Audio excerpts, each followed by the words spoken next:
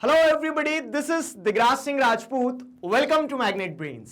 इस वीडियो में हम लोग क्लास 12th ज्योग्राफी की जो बुक 2 है आपकी, जो है इंडिया पीपल एंड इकोनॉमी, इस बुक के जितने भी इंपॉर्टेंट एमसीक्यूज हैं उन सभी इंपॉर्टेंट एमसीक्यूज को एक साथ कंपाइल करके एक साथ रिवाइज करने वाले हैं, एक साथ कंप्लीट करने वाले हैं। जी हां, तो जिस तरह से आप लोगों ने बुक 1 के एमसीक्यूज को डिस्कस किया, बुक 1 के एमसीक्यूज को डिस्कस करने पे आपको समझ में आया कि हाँ किस किस तरह से क्वेश्चन आ सकते हैं, एक सुपर रिवीजन हो गया। ठीक उसी तरह से बुक 2 जो है आपकी इंडिया पीपल एंड इकोनॉमी, इस बुक को भी उठाते हैं। इस बुक के भी जो चारों चैप्टर्स एग्जाम में आने वाले हैं, टर्म 1 एग्जाम में, उन चारों चैप्टर्स के एमसीक्यूज को डिस्कस करने वाले हैं। आई होप आप लोग उसी वीडियो लेक्चर की तरह इस वीडियो लेक्चर को देखेंगे और इस वीडियो लेक्चर को देखने के बाद अप्रोच वही रखेंगे कि क्वेश्चन जब उठ के आएगा तो उस क्वेश्चन के साथ साथ में उस क्वेश्चन से जुड़ी हुई थ्योरी जो है, उस थ्योरी को दिमाग में घुमाना है और क्या क्वेश्चन बन सकते हैं, उन आइडियाज को आपको क्या करना है, एक दूसरे के साथ में कनेक्ट करना है। तो ये हमारा ऑब्जेक्टिव होने वाला है इस वीडियो लेक्चर का।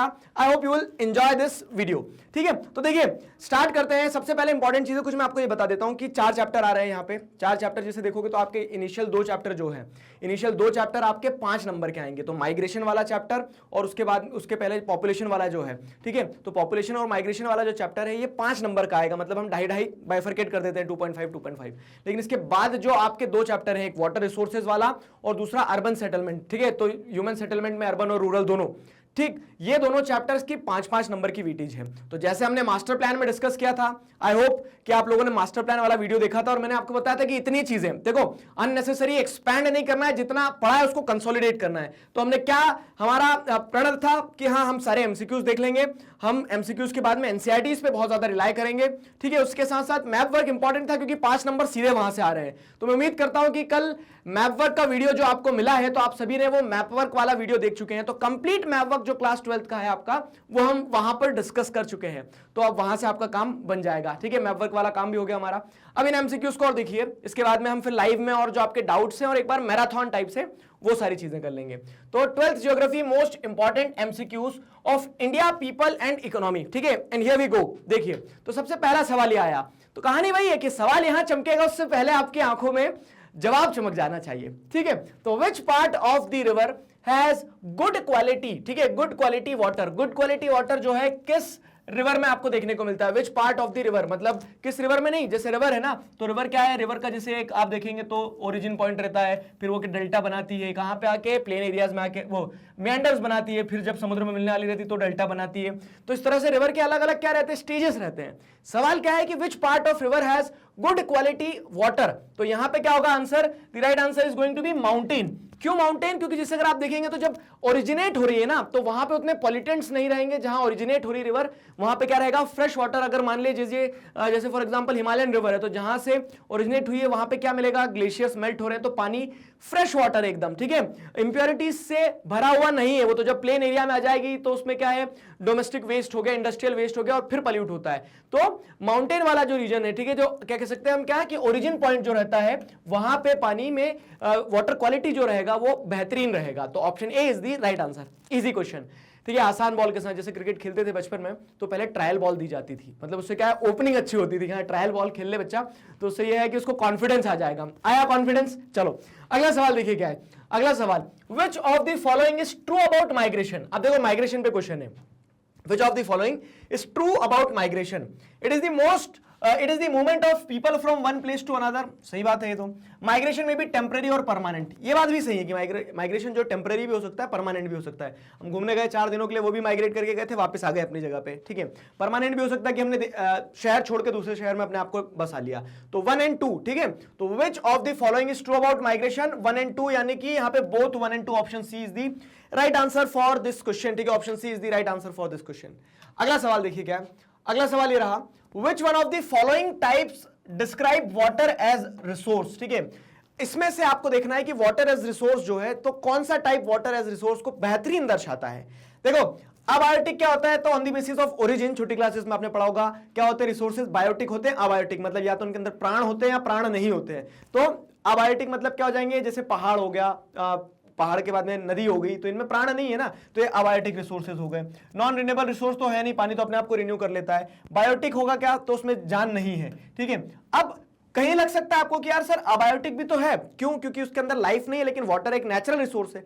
लेकिन अगर आप इस ऑप्शन को देखोगे ना, तो this is the closest option, this is the closest answer. क्या? साइक्लिक रिसोर्सेज, ठीक है। तो पानी अगर जो देखा जाए, और ये आपकी एनसीईआरटी में भी एज इट इज लिखा है, तो उसके लिए इसके साथ ही जाएंगे हम, ठीक है। तो which one of the following types describe water as a resource? तो it is a cyclic resource, मतलब वो एक साइकिल में चलता रहता है, ठीक है। It is a cyclic resource.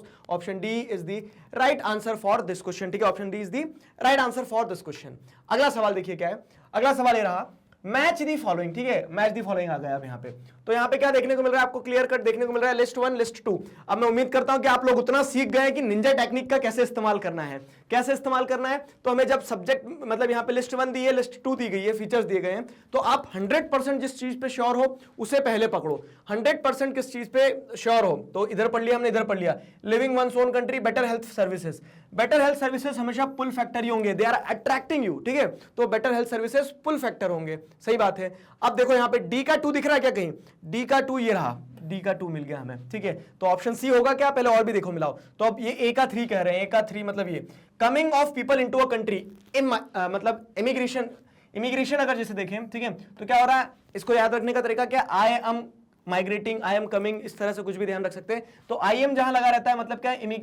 Immigration मतलब क्या हो जाएगा? इमिग्रेशन मतलब ये हो जाएगा कि you are coming into a country, ठीक है।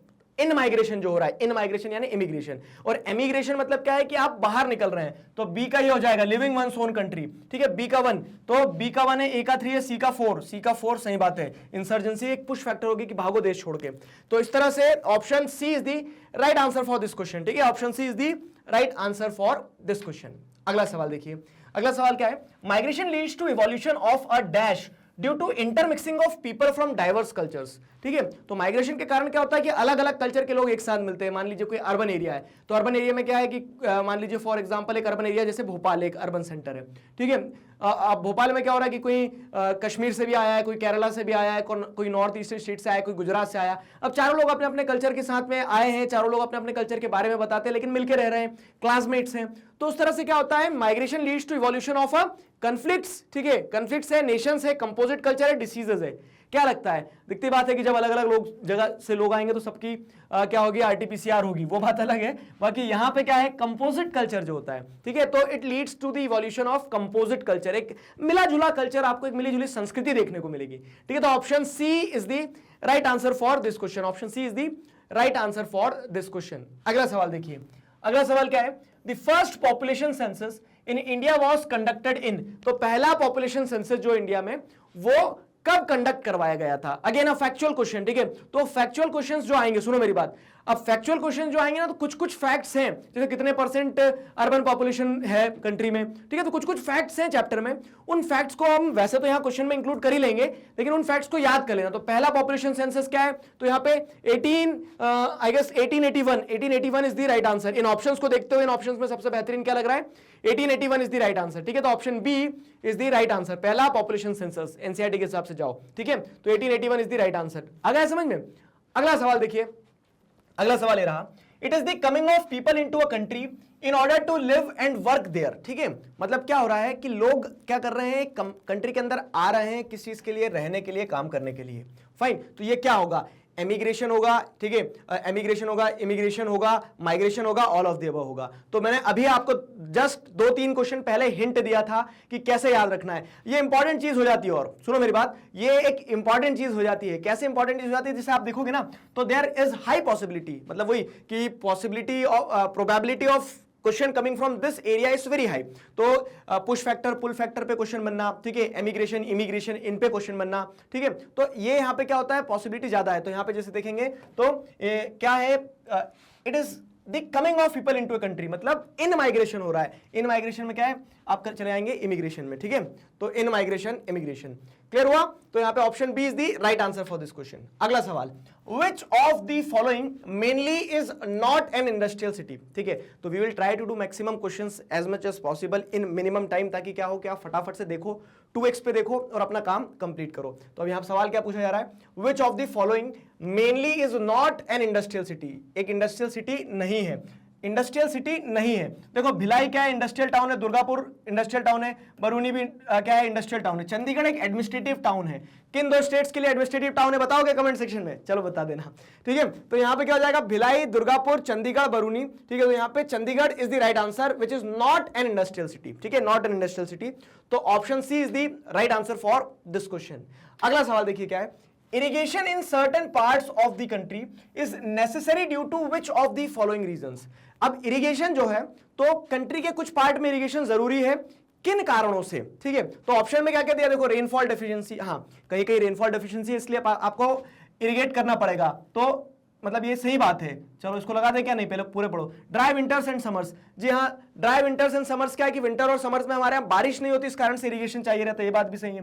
ब्रेक्स इन मानसून, तो मानसून भी जब होता है तो क्या होता है, उसमें ब्रेक्स होते हैं। कैसे ब्रेक्स होते हैं, तो ड्राई एंड वेट स्पेल होता है, पढ़ा 11th ज्योग्राफी में, मुस्कुरा दो जरा एक बार, ठीक है। तो इस तरह से क्या ब्रेक्स इन मानसून भी एक रीजन है।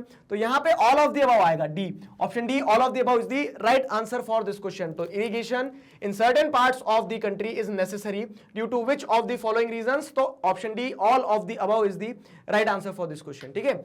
अगला सवाल देखिए क्या है, अगला सवाल ये रहा, विच of the following is a good example of fort town, ठीक है। फोर्ट टाउन का एक बेहतरीन एग्जाम्पल इनमें से क्या है, which of the following is a good example of fort town. Jaipur, Banaras, Mathura, Rameshwar. अब देखो बनारस, मथुरा, रामेश्वरम क्यों जाते लोग यहाँ पे, तो ये कल्चरल टाउन है, रिलीजियस टाउन का एग्जांपल हो गया। जयपुर क्यों जाओगे आप, जयपुर आप किले देखने तो जाओगे, तो फोर्ट टाउन का एग्जांपल क्या हो जाएगा यहाँ पे, जयपुर। तो Jaipur option A is the right answer for this question. Which of the following is a good example of fort town, तो Jaipur is the right answer for this question. Fine, so moving on to the next question, here we have the next question, which among the following is not a source of fresh water. इनमें से क्या, ठीक है, साफ शुद्ध पानी का source नहीं है, मतलब साफ शुद्ध पानी का स्रोत नहीं है।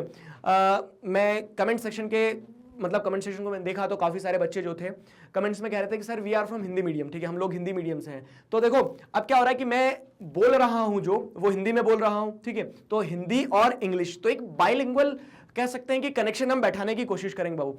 यहाँ पे क्या है कि प्रैक्टिकली सारा कंटेंट जो बना है वो इंग्लिश में बना है, तो वो ये पॉसिबल नहीं, लेकिन फिर भी मैं प्रयास पूरा यह करूंगा कि मैं आपको हिंदी में पढ़ के भी बता दूं। तो हिंदी मीडियम के जो स्टूडेंट्स हैं ना, आई केयर फॉर यू।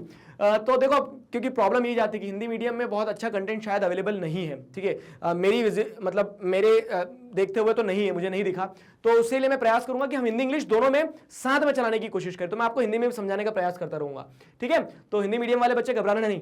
अब देखो क्या है, विच among the following is not a source of fresh water, इनमें से क्या एक साफ शुद्ध पानी का स्रोत नहीं है। ग्लेशियर्स, ठीक है, तो ग्लेशियर्स हो गया, ग्राउंड वाटर यानी क्या है कि जो भू जल स्तर होता है वो ground water, surface run of मतलब जो जमीन पे से पानी बहता है नदियों में, ठीक है, और ओशियंस। तो अब जिससे देखेंगे ग्लेशियर्स फ्रेश वाटर है, ठीक है, ग्लेशियर्स फ्रेश वाटर होते हैं, ग्राउंड वाटर भी फ्रेश वाटर होता है, सरफेस रन ऑफ भी फ्रेश वाटर होता है। ओशियंस जो है तो इसमें क्या होता है, सॉल्टी वाटर होता है, नमकीन पानी होता है ना समुद्र में, तो oceans is not a source of fresh water. Option D is the right answer for this question. आगे समझ में, ऑप्शन डी सही है, तो ऑप्शन डी हो गया। अब देखो क्या है, ये क्या हो गया, एक हाई प्रोबेबिलिटी एरिया हो गया। यहां से फिर सवाल बनेगा आपका, ये जो types of rural settlement, human settlement वाला जब चैप्टर पढ़ते हैं तो रूरल सेटलमेंट, अर्बन सेटलमेंट पढ़ते हैं, तो जो टाइप्स ऑफ रूरल सेटलमेंट्स आप पढ़ोगे ना, तो उन टाइप्स ऑफ रूरल सेटलमेंट में देखो क्लस्टर्ड सेटलमेंट अच्छे से पढ़ना, क्या है, कहां पे क्लस्टर्ड सेटलमेंट देखने को मिलता है, ठीक है। फिर उसके बाद क्या है, सेमी क्लस्टर्ड सेटलमेंट को अच्छे से पढ़ना कि सेमी क्लस्टर्ड सेटलमेंट कहां है, कहां पे देखने को मिलता है, किस तरह से है, ठीक है। ये आपको आगे क्या क्वेश्चन आ गया तब इसका आंसर ढूंढेंगे। और डिस्पर्स सेटलमेंट भी पढ़ना, तो चारों सेटलमेंट को बहुत अच्छे से पढ़ना। Again I am giving you a very important tip कि देखो यहां से पॉसिबिलिटी जो है 5 नंबर आएंगे चैप्टर में, छोटा चैप्टर है ह्यूमन सेटलमेंट वाला, अर्बन सेटलमेंट, रूरल सेटलमेंट, और रूरल सेटलमेंट में बुक में सिर्फ ये 4 ही दिया है, तो मैं लिख के दे सकता हूं कि एक क्वेश्चन यहां से फंसेगा, ठीक है। क्या आएगा, कैसा आएगा, शब्द नहीं बता सकता हूं, लेकिन आपको एरिया जरूर बता दिया है। तो ये चारों सेटलमेंट अगर हमने अच्छे से पढ़ ली, उसमें भी क्या पढ़ना है ये भी बता देता हूं। जैसे क्या, ये तो बहुत इजी वे में आ गया। बाकी ऐसा आ जाता है अगर मान लीजिए कि क्लस्टर्ड सेटलमेंट जो है तो वो किन एरियाज में आपको देखने को मिलते हैं, और 4 ऑप्शन दे दिए उन्होंने क्लस्टर्ड सेटलमेंट के कि अलग अलग तरह से कि राजस्थान में देखने को मिलता है, गुजरात में देखने को मिलता है, ठीक है। उस तरह से उन्होंने बता दिया कि माउंटेन वैली पे देखने को मिलता है, कहां देखने को मिलता है क्लस्टर्ड सेटलमेंट, बुंदेलखंड में देखने को मिलता है। तो उस तरह से क्या है, ऐसे क्वेश्चन बनने की पॉसिबिलिटी ज्यादा है। तो इस पार्ट को, चैप्टर के इस पार्ट को अच्छे से पढ़ लेना। देखो अगेन वही वाली बात है, आई फील सॉरी, ठीक है, मैं क्यों, क्योंकि उतना समय नहीं दे पाया, मैं डेडिकेटेड एमसीक्यूज नहीं बना पाया, ठीक है, देयर वर सम प्रॉब्लम्स, ठीक है, पर्सनल लेवल पे प्रॉब्लम्स थी, इस कारण नहीं बना पाया, लेकिन still we should never lose the hope, ठीक है। अभी जो हमारे पास जितना समय बचा है तो उसमें हम मैक्सिमम कर सकते हैं। तो मैं आपको एक ब्रॉड थीम देते चल रहा हूं, और मुझे विश्वास है अगर आपने एनसीईआरटी पढ़ी अच्छे से, सारे वीडियोस देखे हैं ना, तो फिर आप बेफिक्र रहिए, मतलब कॉन्फिडेंट रहिए। ऐसा नहीं कि हाँ सब पढ़ लिया छोड़ दो, रिवीजन भी नहीं करना है, रिवीजन तो करना पड़ेगा, लेकिन आप कॉन्फिडेंट रहिए कि आपने बहुत कुछ कवर कर लिया, बिलीव मी, ठीक है, क्योंकि मुझे आप पे कॉन्फिडेंस, अगर आपने एनसीईआरटी वाले वीडियोस देखे हैं और पढ़े हैं, ठीक है, तो आप बहुत बेहतरीन करने वाले हैं। फाइन, चलो, तो जैसे अगर हम यहां पे देखें ना, तो क्लस्टर्ड सेटलमेंट, सेमी क्लस्टर्ड, और एक और क्या होता है, एक और जैसे हम देखेंगे तो हैमलेटेड सेटलमेंट होता है, ठीक है, हैमलेटेड सेटलमेंट होता है। तो ऑप्शन ए जो, मतलब ये जो ब्लैंक है, उसमें option D is the right answer for this question. Fine, option D is the right answer. अगला सवाल देखिए क्या है, semi clustered settlements are formed in India at which of these places, ठीक है, सेमी क्लस्टर्ड सेटलमेंट जो India में किस प्लेस पे आपको देखने को मिलता है, सेमी क्लस्टर्ड। अभी मैंने आपको बताया कि 4 तरह के क्या है सेटलमेंट्स है, रूरल सेटलमेंट्स। तो अब सेमी क्लस्टर्ड कहां मिलेगा, बुंदेलखंड रीजन में, गुजरात प्लेन्स में, नागालैंड में, हिमालयन स्लोप्स में। देखो एलिमिनेट करो, सेमी क्लस्टर्ड में क्या है कि उतना ज्यादा लीनियर और कह सकते हैं कंपोजिट, एकदम फिक्स्ड वहां पे आपको देखने को सेटलमेंट नहीं मिलेगा, ठीक है। क्या होगा, बंचेस में आपको सेटलमेंट देखने को मिलेगा। तो बुंदेलखंड रीजन तो नहीं होगा, नागालैंड भी नहीं होगा, ठीक है, नागालैंड में भी नहीं होगा, नागालैंड में कौन सा होगा बताना जरा कमेंट सेक्शन में, हिमालयन स्लोप्स पे भी नहीं होगा। तो कहां देखने को मिलेगा, गुजरात प्लेन्स, गुजरात और राजस्थान के जो एरियाज हैं वहां पे आपको सेमी क्लस्टर्ड सेटलमेंट्स देखने को मिल जाएंगे, ठीक है। तो यहां पे option B semi clustered settlement is the right answer. I hope कि आपने थ्योरीज देखी है अच्छे से। तो अब वही वाली बात है कि आप सेमी क्लस्टर्ड सेटलमेंट की जब बात आई तो सब कुछ दिमाग में घूम जाना चाहिए कि किस तरह का सेटलमेंट होता है, किन किन एरियाज में होता है, वगैरह वगैरह, ठीक है। तो option B Gujarat plains is the right answer for this question. अगला सवाल, according to census of India migration is enumerated on which of the following basis, ठीक है, सेंसस ऑफ इंडिया के हिसाब से माइग्रेशन जो है, तो माइग्रेशन को आप किन बेसिस पर एन्यूमरेट करते हैं। देखो, तो place of origin, place of residence, तो इनिशियली अलग अलग थे, लेकिन फिर क्या है, आज देखोगे तो सेंसस ऑफ इंडिया के हिसाब से माइग्रेशन आप कैसे एन्यूमरेट करते हैं, तो on both place of origin as well as the place of residence, कहां ओरिजिन हुए और कहां रह रहे हैं, उन चीजों को क्या किया जाता है, अकाउंट में लिया जाता है when you are going to enumerate the migration, ठीक है। जब आप माइग्रेशन को समझते हैं, पढ़ते हैं, कैलकुलेट करते हैं, तो आप क्या place of origin as well as place of residence दोनों को ही क्या करते हैं, कंसीडर करते हैं, ठीक है। तो option C is the right answer for this question. अगला सवाल, The number of women workers are higher in which of the following sectors of economy? Again, देखो अच्छा क्वेश्चन है। अगर आप जैसे यहां देखेंगे तो number of women workers are higher in which of the following sectors of economy, तो जो पॉपुलेशन कंपोजिशन की हम बात करते हैं उसमें क्या देखने को मिलता है कि प्राइमरी, सेकेंडरी, टर्शरी तीनों सेक्टर्स हैं, और जो एम्प्लॉयमेंट है तो विमेन एम्प्लॉयमेंट आपको कहां देखने को मिलेगा, women employment is very high in primary sector, ठीक है। Most of the working women are engaged in primary sector. तो एक मैं आपको डेटा, जैसे मैंने जब चैप्टर पढ़ाया था तब भी पूछा था आपसे और या बताया था आपको कि अगर बात की जाए कि किसान, तो हम किसान का नाम सुनते थे सबसे पहले हमें एक दादाजी, मूछे हो, बड़ी बड़ी पगड़ी हो, ये ध्यान आता है। लेकिन अगर देखा जाए तो most of the agricultural families have women as the agricultural worker, ठीक है। तो महिलाओं का कंट्रीब्यूशन प्राइमरी सेक्टर में बहुत ज्यादा है, ठीक है। तो यहां पे हो गया option B is the right answer. अगला सवाल, हाँ जी, माइग्रेशन वाला चैप्टर अगर आपने पढ़ा है, पहला पन्ना भी पढ़ा है, तो आपको स्टार्टिंग में ही यहां पे ये चीज देखने को मिलेगी, क्या कि हु रोट दीज लाइंस, ठीक है। ये लाइन किसने लिखी है, सरजमी ए हिंद पर आवाम ए आलम के कारवां बसते गए, हिंदुस्ता बनता गया, ठीक है, वाह वाह, ठीक है। तो ये किसने कहा है, ये स्टेटमेंट, ये जो लाइंस है किसके द्वारा लिखी गई है, कि मतलब एक तरह से क्या लोग आते चले गए और एक तरह से कंट्री बनता चले गया, माइग्रेशन के कंटेक्स्ट में बताया। तो फैज गोरखपुरी, जोश और मंटो, तो सादत हसन मंटो नहीं है, ठीक है, फैज भी नहीं है, जोश भी नहीं है, गोरखपुरी फारूक, ठीक है, फारूक गोरखपुरी शायद यही नाम है ना। तो Gorakhpuri is the right answer for this question, option B is the right answer for this question. अगला सवाल देखिए क्या है, अगला सवाल ये रहा, which chemical has concentrated in water in Bihar, ठीक है, which chemical has concentrated in water in Bihar. तो अब वाटर पॉल्यूशन की अगर बात करें, वाटर वाला चैप्टर जो उसको उठाओगे, वाटर रिसोर्सेज वाले चैप्टर को, तो आप जब लास्ट के टॉपिक्स में कुछ जाते हैं तो वहां पे देखो एनसीईआरटी में एज इट इज लाइंस में लिखा हुआ है क्या कि जो वाटर का यूजेज है तो उसके कारण क्या है कि जब एक्सेसिव ग्राउंड वाटर को आपने पंप आउट कर लिया है तो अलग अलग जगह, जैसे महाराष्ट्र वगैरह में क्या है, फ्लोराइड की मात्रा बढ़ गई है, फ्लोराइड बढ़ जाता है, वो दांत पे ऐसा हो जाता है, ठीक है, दाग दाग दिखने लगते हैं। तो फ्लोराइड महाराष्ट्र वगैरह वाले रीजन में पढ़िए। पूछा क्या है, बिहार, तो वेस्ट बंगाल और बिहार स्पेसिफिकली लिखा है कि the concentration of arsenic has increased in West Bengal and Bihar. तो बिहार और वेस्ट बंगाल में आर्सेनिक की समस्याओं से जूझना पड़ रहा है, ठीक है। और ये महाराष्ट्र, राजस्थान वगैरह वाले रीजन में शायद फ्लोराइड है। क्लियर हुआ? तो option D arsenic is the right answer for this question. अगर वेस्ट बंगाल भी होता तो क्या होता, आर्सेनिक होता, ठीक है।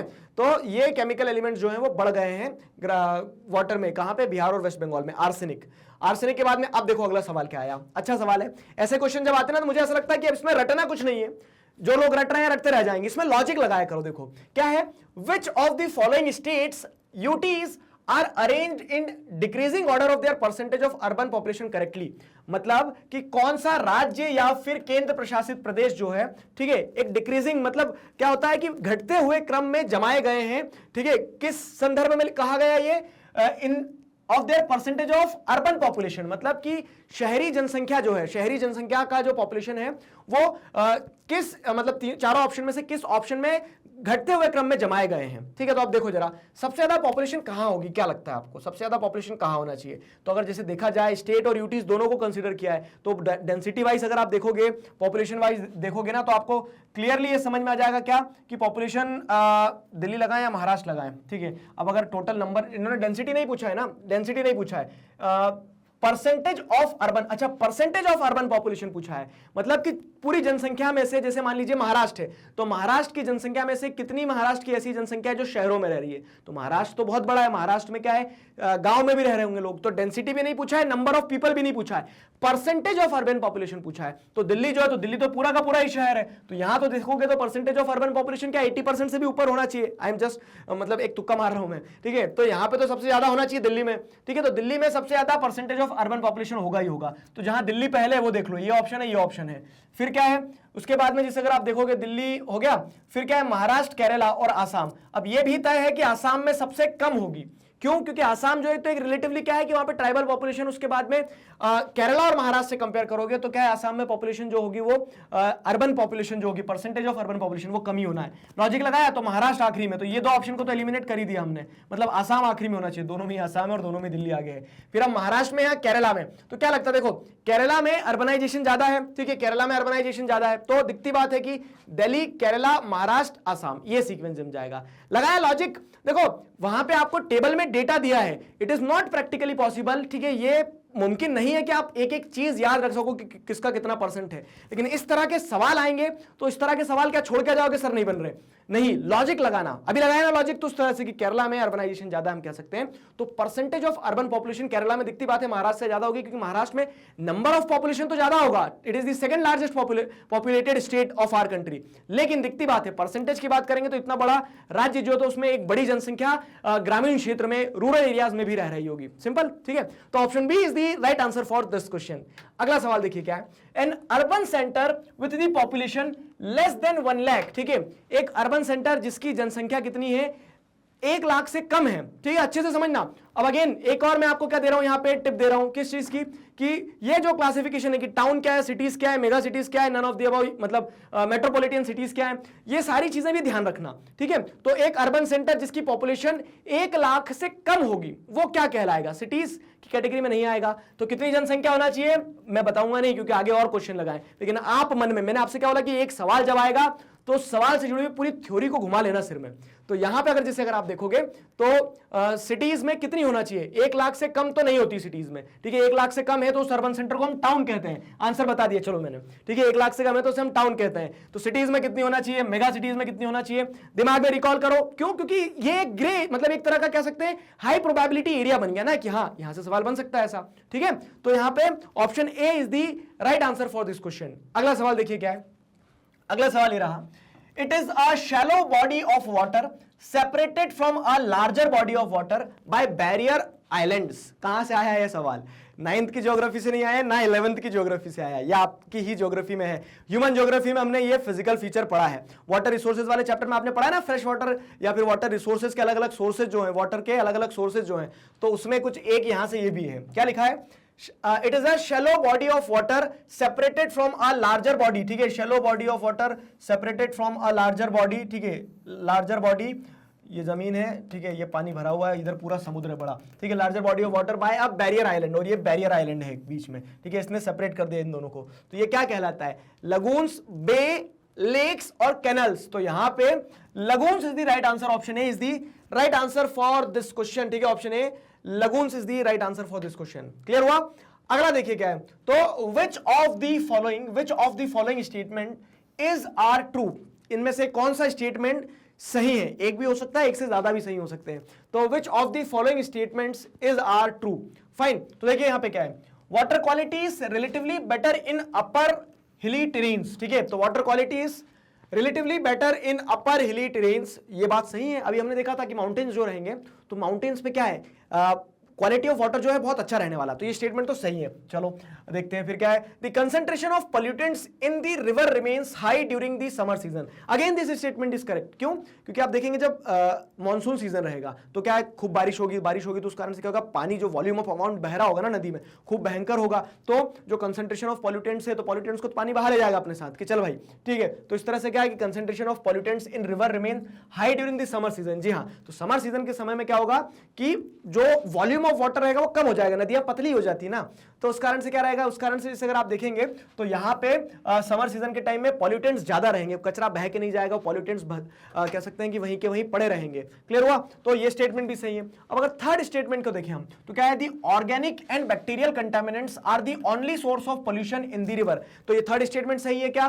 तो देखो अब क्या होता है, यहाँ पे जो गलती होती है, ठीक है, जो मोस्ट कॉमनली यहाँ पे मिस्टेक की जाती है, अब कह सकते हैं इसको बोलते हैं ना माइनर मिस्टेक, बाद में हम एग्जाम सेंटर से बाहर निकल के सिर पीटते हैं और बोलते हैं ओ सर माइनर मिस्टेक के कारण नंबर कट गए, वही माइनर मिस्टेक पकड़वा रहा हूं। ये ओनली, ठीक है, ऑलवेज, इस तरह के वर्ड जो आते हैं, इन वर्ड्स को एक क्वेश्चन मार्क के साथ में ऐसे देखा करो, ठीक है, मतलब शक की नजर से देखा करो इन शब्दों को। क्यों? क्योंकि ये स्टेटमेंट को कर देते हैं जनरलाइज। तो देखो अब क्या कह दिया, organic and bacterial contaminants are the only source of pollution in the river, नहीं, इसके अलावा भी दूसरी चीजें होती है, केमिकल पोल्यूटेंट्स भी होते हैं, इंडस्ट्रियल पोल्यूटेंट्स भी होते हैं, सारी चीजें, ठीक है। ये ओनली, ऑलवेज, ये वर्ड जब आते हैं ना तो जरूरी नहीं कि हर बार गलती होगा या सही होगा, हर बार आपको घुमाने के लिए ही लगाया होगा, लेकिन एक शक की नजर जरूर डाल दिया करो इस पे, ठीक है। तो यहां पे अगर ओनली की जगह क्या लिखा रहता है कि organic and bacterial contaminants are the source of pollution in river, तो स्टेटमेंट सही था, लेकिन ओनली लिखा के उन्होंने क्या कर दिया, गलत कर दिया, क्योंकि इसके अलावा भी दूसरे कंटामिनेंट्स होते हैं। तो वन और टू तो सही है, यहां पे क्या हो जाएगा, तो वन एंड टू मतलब option A is the right answer for this question, ठीक है। तो विच is not a push factor, migration तो हो रहा है लेकिन इनमें से पुश फैक्टर क्या नहीं, पॉवर्टी एक पुश फैक्टर है, प्रेशर ऑफ पॉपुलेशन, जनसंख्या खूब बढ़ रही है, जगह नहीं तो हमने बोला भागो, तो ये माइग्रेशन का ये भी एक पुश फैक्टर हो जाएगा। एंटरटेनमेंट और डिजास्टर, अब भूकंप आएगा तो कोई ऐसा थोड़ी ना कि लोग बैठे रहेंगे वहां, भागेंगे, तो डिजास्टर भी पुश फैक्टर है। लेकिन एंटरटेनमेंट मतलब क्या है कि आपको दिख रहा है कि आपके घर से 100 किलोमीटर दूर पे क्या है, एक अम्यूजमेंट पार्क है, तो वो अम्यूजमेंट पार्क आपको रात में सपने में आता है, आपको खींचता है आपकी तरफ, कि that becomes a pull factor for you to migrate, ठीक है। तो वो क्या है, वो एंटरटेनमेंट एक पुल फैक्टर है। पूछा क्या है, which is not a push factor, entertainment is the right answer for this question। अगला सवाल देखो क्या है यहाँ पे, which of these states UTs of India attracts a large number of migrants from other states of India? Options are very simple, Haryana, Maharashtra, national capital territory, ठीक है, of Delhi, Bihar. तो क्या पूछा है, देखो question, India attracts a large number of migrants attract कहां होंगे, तो अब एक एक ऑप्शन को जैसे देखें, महाराष्ट्र में नो डाउट जॉब के चक्कर में, ठीक है, हरियाणा में जैसे आप देखेंगे तो एग्रीकल्चर लेबर की तरह चले जाते हैं, ठीक है। फिर दिल्ली की अगर बात करें, national capital territory of Delhi जो है, ठीक है, तो यहां पे जैसे अगर आप देखेंगे दिल्ली में भी फॉर श्योर एजुकेशन हो गया, वर्क हो गया, इन सारी चीजों के चलते लोग यहां भी माइग्रेट होते हैं। तो उस तरह से क्या है कि ये तीनों तो ऐसे पार्ट में आ जाएगा जहां पे क्या हो रहा है, which of these states UTs of India attracts a large number of migrants, तो ये तीनों तो अट्रैक्ट करते हैं। बिहार जो है ना, तो ये बिहार क्या है, आउट माइग्रेशन का एक वो बन जाता है हब, कि बिहार से, उत्तर प्रदेश से ड्यू टू पॉपुलेशन, ठीक है, यहां पुश फैक्टर काम कर रहे हैं, बहुत ज्यादा पॉपुलेशन ज्यादा है, तो इस कारण से यहां से लोग बाहर निकलते हैं, ठीक है, यहां से लोग बाहर निकलते। तो 1 2 3 दिख रहा कहीं, 1 2 3 यहां दिख रहा है, option C is the right answer for this question, ठीक है। इस सवाल का मतलब सही जवाब क्या होगा, ऑप्शन सी होगा, option C is the right answer for this question. अगला सवाल देखिए, अगला सवाल ये रहा, which one of the following streams is dominated by male migrants in India? Which of the following streams is dominated by male migrants in India? Male migrants की अगर बात करें तो मेल माइग्रेंट्स किस तरह का माइग्रेशन करेंगे। हाँ जी, एक और ग्रे एरिया, मतलब ग्रे एरिया नहीं, हाई प्रोबेबिलिटी वाला एरिया बताता हूं मैं आपको। तो जो अलग अलग स्ट्रीम्स ऑफ माइग्रेशन है ना, कि जैसे आपने ये देखा rural rural, urban rural, rural urban, urban urban, तो ये चारों स्ट्रीम्स ऑफ माइग्रेशन अच्छे से समझ लेना कि कौन इसमें किस में ज्यादा माइग्रेट करता है। वो जो ग्राफ दिया है बुक में, आई गेस शायद मैंने कुछ क्वेश्चन डाले भी हैं उसके, तो वो ग्राफ पे कैसे क्वेश्चन बन सकते हैं उन्हें देख लेना, ठीक है। तो अब जैसे यहां देखें which one of the following stream is dominated by male migrants, तो मेल माइग्रेंट्स क्यों निकलेंगे वो, तो वो रूरल एरियाज से छोड़ छोड़ के अर्बन एरियाज में जाएंगे, काम की तलाश में जाएंगे, शिक्षा के लिए जाएंगे, ठीक है। तो उस तरह से क्या है, मेल माइग्रेशन में क्या डोमिनेट करता है, मेल माइग्रेशन में जैसे अगर आप देखोगे तो rural to urban, rural to urban मतलब option C should be the right answer. आया ना समझ में। तो इस तरह से क्या है, अब जैसे रूरल रूरल माइग्रेशन जो होता है तो उसमें कौन डोमिनेट करेगा, फीमेल डोमिनेट करती, कारण मैरिज हो जाता है, ठीक है। एक आंसर मैंने दे दिया आपको, आगे कहीं क्वेश्चन आएगा तो उस तरह से ध्यान रखना कि अलग अलग स्ट्रीम्स ऑफ माइग्रेशन जो है, तो किस स्ट्रीम ऑफ माइग्रेशन का क्या ऑब्जेक्टिव है, क्या पर्पस है, वो चारों स्ट्रीम्स ऑफ माइग्रेशन समझ लेना। क्योंकि माइग्रेशन चैप्टर अगेन एक छोटा चैप्टर है, पुश फैक्टर पुल फैक्टर से एक क्वेश्चन आना तय है, मतलब जो प्रेडिक्ट कर सकते हैं हम कि हाँ इस एरिया से क्वेश्चन बनेगा एक, ठीक है। उसी के साथ साथ में स्ट्रीम्स ऑफ माइग्रेशन से क्वेश्चन बन सकता है, क्लियर हुआ। तो ये एरियाज को आइडेंटिफाई करो कि कहां से क्वेश्चन उठ के आ सकता है, क्लियर हुआ। तो option C is the right answer. अगला सवाल देखिए क्या है, तो कुंड और टंका, a covered underground tank is constructed for rainwater harvesting mainly in which of these states। तो इस तरह से कुंड और टंका जिसे कहा जाता है, या फिर उसे क्या जैसे जोहाज वगैरह भी होता है, तो एक पॉइंट ये भी हो जाता है, देखो नीरू मीरू है, जोहाद है, हरियाली है, तो कुछ कुछ जो इंपॉर्टेंट नाम है, इंपॉर्टेंट प्रोग्राम्स, इंपॉर्टेंट कह सकते हैं स्ट्रक्चर्स के बारे में बताया गया है। तो वाटर रिसोर्सेज वाले चैप्टर से 5 नंबर का पेपर आएगा, कहां से आएगा, एक पॉइंट यहां से भी बन सकता है, ठीक है, एक पॉइंट यहां से भी बन सकता है। तो इस तरह से चीजों को ध्यान रखना, ठीक है। जो हाई प्रोबेबिलिटी एरियाज है उनको एरियाज को आइडेंटिफाई करते चलना। तो अब यहां पे कुंड और टंका की बात की गई है, कुंड और टंका की बात की गई है, तो ये कहां देखने को मिलते हैं, फॉर श्योर राजस्थान। तो option C Rajasthan is the right answer for this question, Rajasthan is the right answer for this question. अगला सवाल देखिए क्या है, which of the following towns are popular for mining regions, which of the following towns are popular for mining regions, ठीक है। Mining regions में कौन से टाउन्स जो है पॉपुलर है, धुलिया, आगरा, सिंगरौली, शिलोंग, ठीक है। तो which of the following towns are popular for mining region, तो माइनिंग कहां होगी, देखो धुलिया हो गया तो धुलिया तो माइनिंग नहीं है, आगरा फिर क्या एक टूरिस्ट टाउन हो गया, शिलोंग जो है तो शिलोंग एक एडमिनिस्ट्रेटिव टाउन हो जाएगा, सिंगरौली मध्य प्रदेश की अगर बात करें हम तो सिंगरौली में क्या है, ठीक है, सिंगरौली में जैसे आप देखेंगे तो मिनरल्स है, ठीक है, कोल वगैरह ये, तो इस तरह से Singrauli is going to be the right answer for this question, ठीक है। ये क्या है, एक माइनिंग रीजन में आ जाएगा Singrauli, option C is the right answer. ये सब कुछ आपके अर्बन टाउन्स जो हैं, ठीक है, मतलब ऐसा मत सोचना सर पता नहीं कहां से क्वेश्चन आ रहा है, हमने तो सुना ही नहीं है नाम, है कहां है, तो आप ह्यूमन सेटलमेंट वाला चैप्टर पढ़ेंगे, रूरल सेटलमेंट बताया, अर्बन सेटलमेंट, तो टाइप्स ऑफ अर्बन सेंटर्स जो अलग अलग, तो कोई माइनिंग है, कोई एडमिनिस्ट्रेटिव है, कोई जैसे अगर आप देखेंगे कैंटोनमेंट टाउन्स हो गए, रिलीजियस हो गए, कल्चरल हो गए, एंशिएंट मिडिवल मॉडर्न हो गए, तो उस हिसाब से जो अलग अलग टाउन्स के नाम है ना भरमार एकदम पोटकी भर के, तो उसमें से क्वेश्चन ऐसे आ जाएंगे, तो एक बार उनको रीड जरूर कर लेना अलग अलग, ठीक है। अब बोल रहे सर पूरी बुक ही पढ़वा देना, जी हाँ पूरी बुक तो पढ़ना पड़ेगी ना। तो अब यहां पे जैसे देखिए तो Singrauli is the right answer for this question, ठीक है। सिंगरौली के बाद आगे बढ़ते हैं, विच of these options correctly defines watershed management, ठीक है, इनमें से कौन सा स्टेटमेंट जो है बेहतरीन तरीके से वाटरशेड मैनेजमेंट को डिफाइन करता है, ठीक है। तो वाटरशेड मैनेजमेंट को कौन सा स्टेटमेंट डिफाइन करता है, a method to capture and store rain water, recycling and reuse of water, efficient management and conservation of water resources, awareness generation programme. नहीं तो प्रोग्राम नहीं है, वाटरशेड मैनेजमेंट में तो आप कुछ कर ही रहे हैं। Efficient management and conservation of water resources ये हो सकता है, recycling reuse of water, recycling reuse एक सेलेक्ट करना पड़ेगा, method of capture water and store in water. अब देखो ये तीनों में कंपटीशन है भैया, तीनों में एक को तो एलिमिनेट कर दिया, क्या लग रहा है तीनों में से, efficient management and conservation of water resources. तो वाटरशेड मैनेजमेंट में ये सारी चीजें आ जाएगी कि आप रेन वाटर के अलावा भी दूसरा पानी जो है तो उसको एफिशिएंटली मैनेज कर रहे हैं, कंजर्व कर रहे हैं, ठीक है। तो I think option C should be the right answer, this is the closest option, ठीक है। Option C is the right answer for this question, बधाई हो, ठीक है। Option C is the right answer for this question. People migrated as professional workers, artisans, traders, etc. to which of the following regions?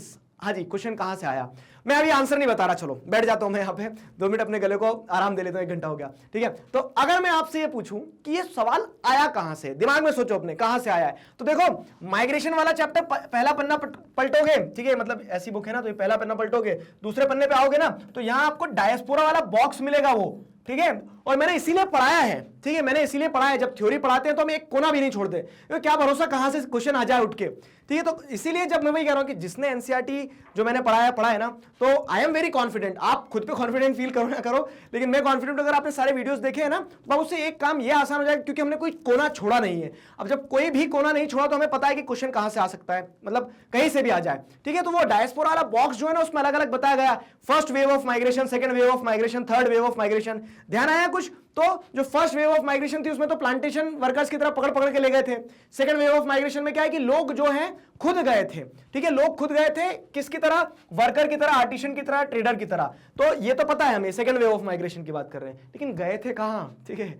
सवाल ये है कि गए थे कहां। तो देखो, Africa, South East Asia, Europe, both A and B. तो यूरोप वाला बात है, यूरोप और नॉर्थ अमेरिका की, ये तो थर्ड वेव में जाएंगे। कब जाएंगे?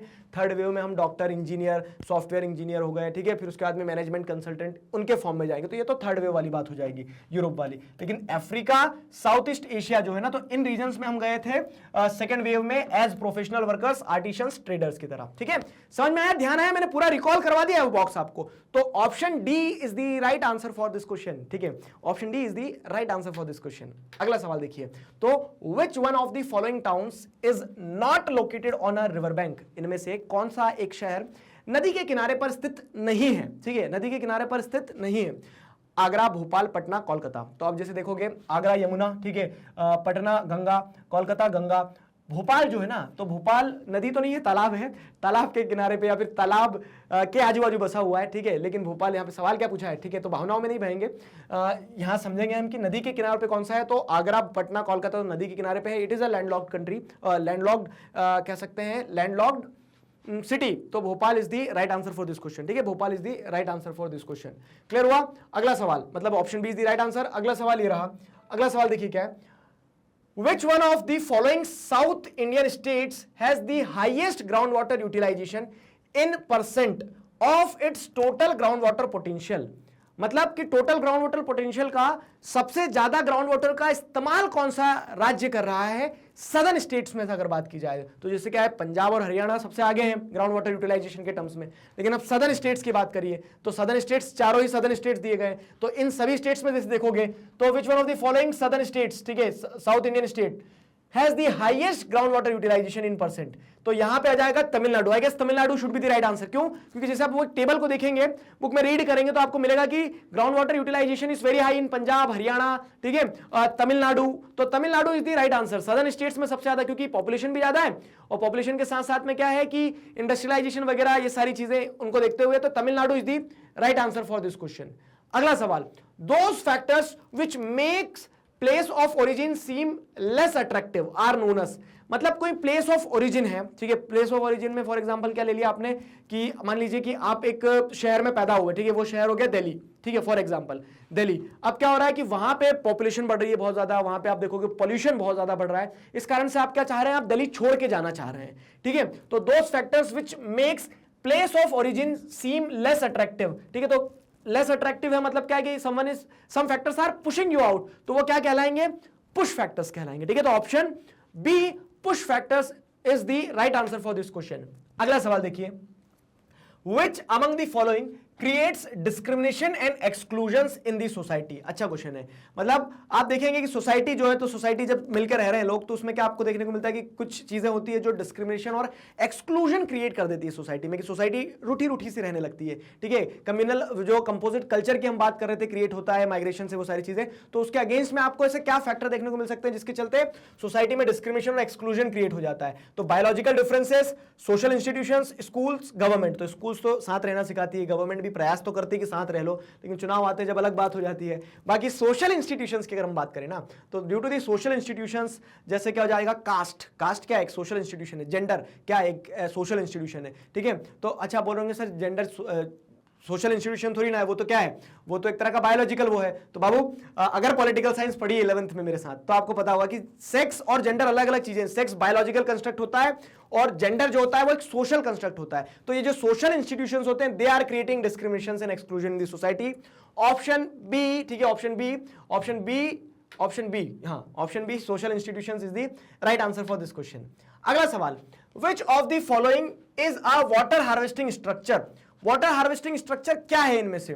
जोहाद, चेक डैम्स, टंकाज, ऑल ऑफ द अबव। तो अब जैसे आप देखेंगे चेक डैम बनाना, जोहाद, ठीक है, ऑल ऑफ द, मतलब इसमें आप तीनों ही चीजों को अगर समझेंगे तो तीनों ही चीजें क्या है, एक तरह से रेन वाटर हार्वेस्टिंग जो है, वाटर हार्वेस्टिंग जो है उसके लिए यूजफुल है। चेक डैम्स मतलब आप छोटे छोटे नदियों पे डैम्स बना देते हो जिससे पानी को आप कर लेते हो। जोहाद स्ट्रक्चर्स कंस्ट्रक्टेड इन राजस्थान, टंकास भी वो टंकी अंडरग्राउंड बनाओ, ओवरहेड बनाओ, जैसी बनाना है। तो तीनों ही क्या कर रही है, आपको कहीं ना कहीं वाटर हार्वेस्टिंग स्ट्रक्चर का काम कर रही है। तो option D, all of the above is the right answer for this question, ठीक है, option D, all of the above is the right answer.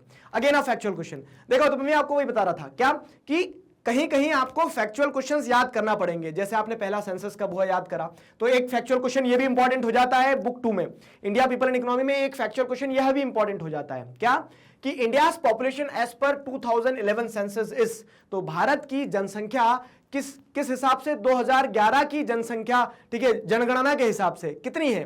तो 2011 की जनगणना के हिसाब से भारत की जनसंख्या कितनी है?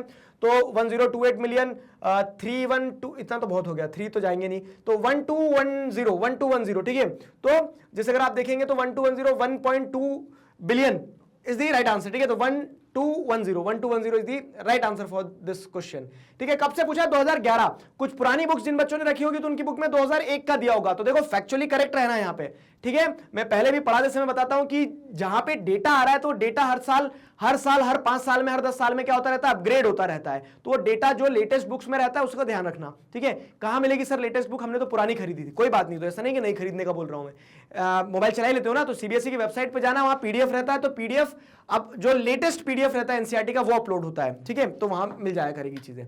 अगला सवाल, which of these countries are arrange correctly in the descending order of immigrants to India? हाँ जी, अच्छा सवाल है। देखो क्या कहा है, which of these countries are arrange correctly in descending order from for immigrants to India, मतलब सबसे ज्यादा इमिग्रेंट्स कहां से आ रहे, फिर कम कम, तो मतलब घटते क्रम में अरेंज करना है कंट्री जिससे हमें इंडिया में क्या आते हैं, इंडिया के अंदर इन माइग्रेशन हो रहा है। इमिग्रेंट्स मतलब क्या है, इन माइग्रेशन हो रहा है। देखो ये options, China, Pakistan, Sri Lanka, Bangladesh. Bangladesh, China, Sri Lanka, Pakistan. अगर देखो यहां पे वही वाली बात है कि रटना नहीं है, लॉजिक लगाओ। अब आप अगर वो टेबल देखोगे तो उस टेबल में आपको समझ में आएगा, एक टेबल दिया है ना बुक में, माइग्रेशन वाले टेबल में, चैप्टर में, तो उसमें आपको समझ में आएगा कि कंट्री जो है माइग्रेंट्स को रिसीव तो करती है, लेकिन सबसे ज्यादा माइग्रेंट्स किस कंट्री से आ रहे हैं पता है हमारे देश में? तो जहां ओपन बॉर्डर होगी सबसे ज्यादा, कहां से? तो बांग्लादेश से सबसे ज्यादा आते हैं। तो बांग्लादेश सबसे ज्यादा आ रहे हैं, तो बांग्लादेश को आप यहां पहले पे देखो कि कहां बांग्लादेश है। देखो चाइना पहले पे हटा दो, ठीक है, बांग्लादेश 2 ऑप्शन में पहले, तो इन दोनों में से ही कुछ सही होगा। अगर आपको यह पता है कि कंट्री में highest number of migrants in migration किस कंट्री से हो रहा है, ठीक है, तो वो बांग्लादेश है, ये पता है तो आधा काम बन गया आपने, 50% प्रोबेबिलिटी सही बना ली अपने आंसर सही जाने की, ठीक है। अब आप देखो क्या है, बांग्लादेश के बाद में कहां से आएंगे, बांग्लादेश के बाद में कहां से आएंगे? दिखती बात है कि बांग्लादेश के बाद में पाकिस्तान से आना है। देखो यहां पे चाइना, यहां पाकिस्तान है, तो अगर आपको कंफ्यूजन भी हो थोड़ा सा तो ये ध्यान रखो कि आखिरी कहां है, मतलब सबसे कम किस देश से आते हैं। तो उस टेबल में आपको देखने को मिलेगा अफगानिस्तान में से सबसे कम आते हैं, लेकिन अफगानिस्तान ऑप्शंस में नहीं है, ठीक है। तो लेकिन अब ये फैक्चुअल, देखो एक क्वेश्चन एक पूरी की पूरी थ्योरी लेके चलता है अपने साथ में। तो अब आपको अगर ये भी ध्यान है कि सबसे ज्यादा बांग्लादेश से आते हैं, सबसे कम कहां से आते हैं, अफगानिस्तान से इन माइग्रेशन होता है हमारी कंट्री में। एक वो भी 1 मार्क्स में क्वेश्चन, मतलब एक क्वेश्चन वैसा भी बन सकता है सीधा सीधा, ठीक है। तो वो हो गया।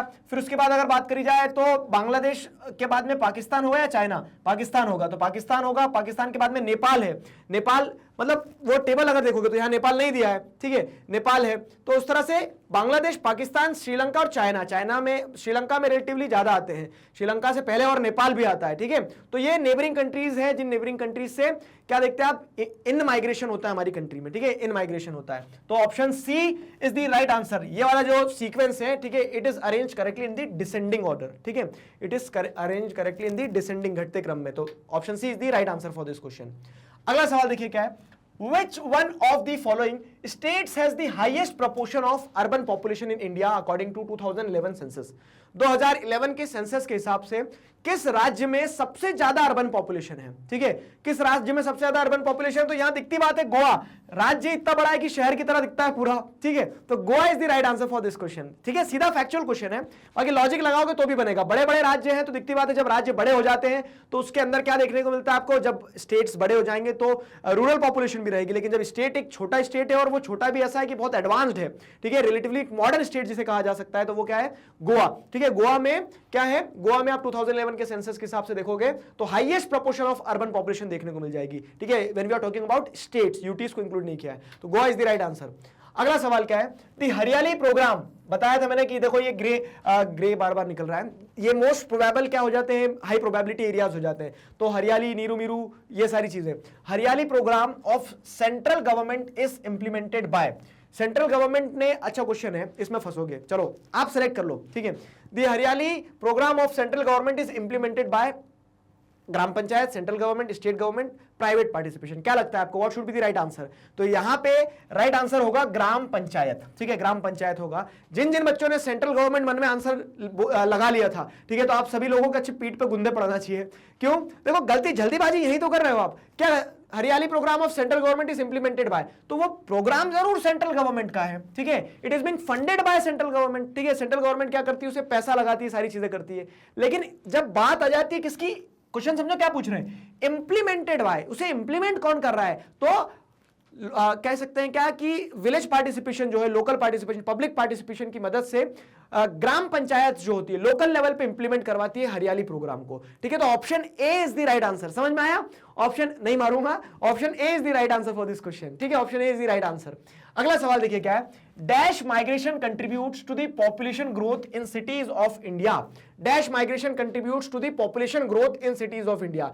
कौन सी माइग्रेशन, कौन सा स्ट्रीम ऑफ माइग्रेशन सिटीज को और ज्यादा इन्फ्लेट कर देता है, और ज्यादा बड़ा बना देता है? देखो रूरल से अर्बन, जब दिखती बात है कि लोग गांव से उठ के शहरों में जाएंगे, तभी शहरों का क्या हो जाएगा, साइज जो इन्फ्लेट हो जाता है, शहर बड़े हो जाते हैं, ओवर पॉपुलेटेड हो जाते हैं, ठीक है। तो dash migration contributes to the population growth of cities, तो पॉपुलेशन ग्रोथ सिटीज की कब होती है, रूरल अर्बन माइग्रेशन के कारण ही होती है, तो option A should be the right answer.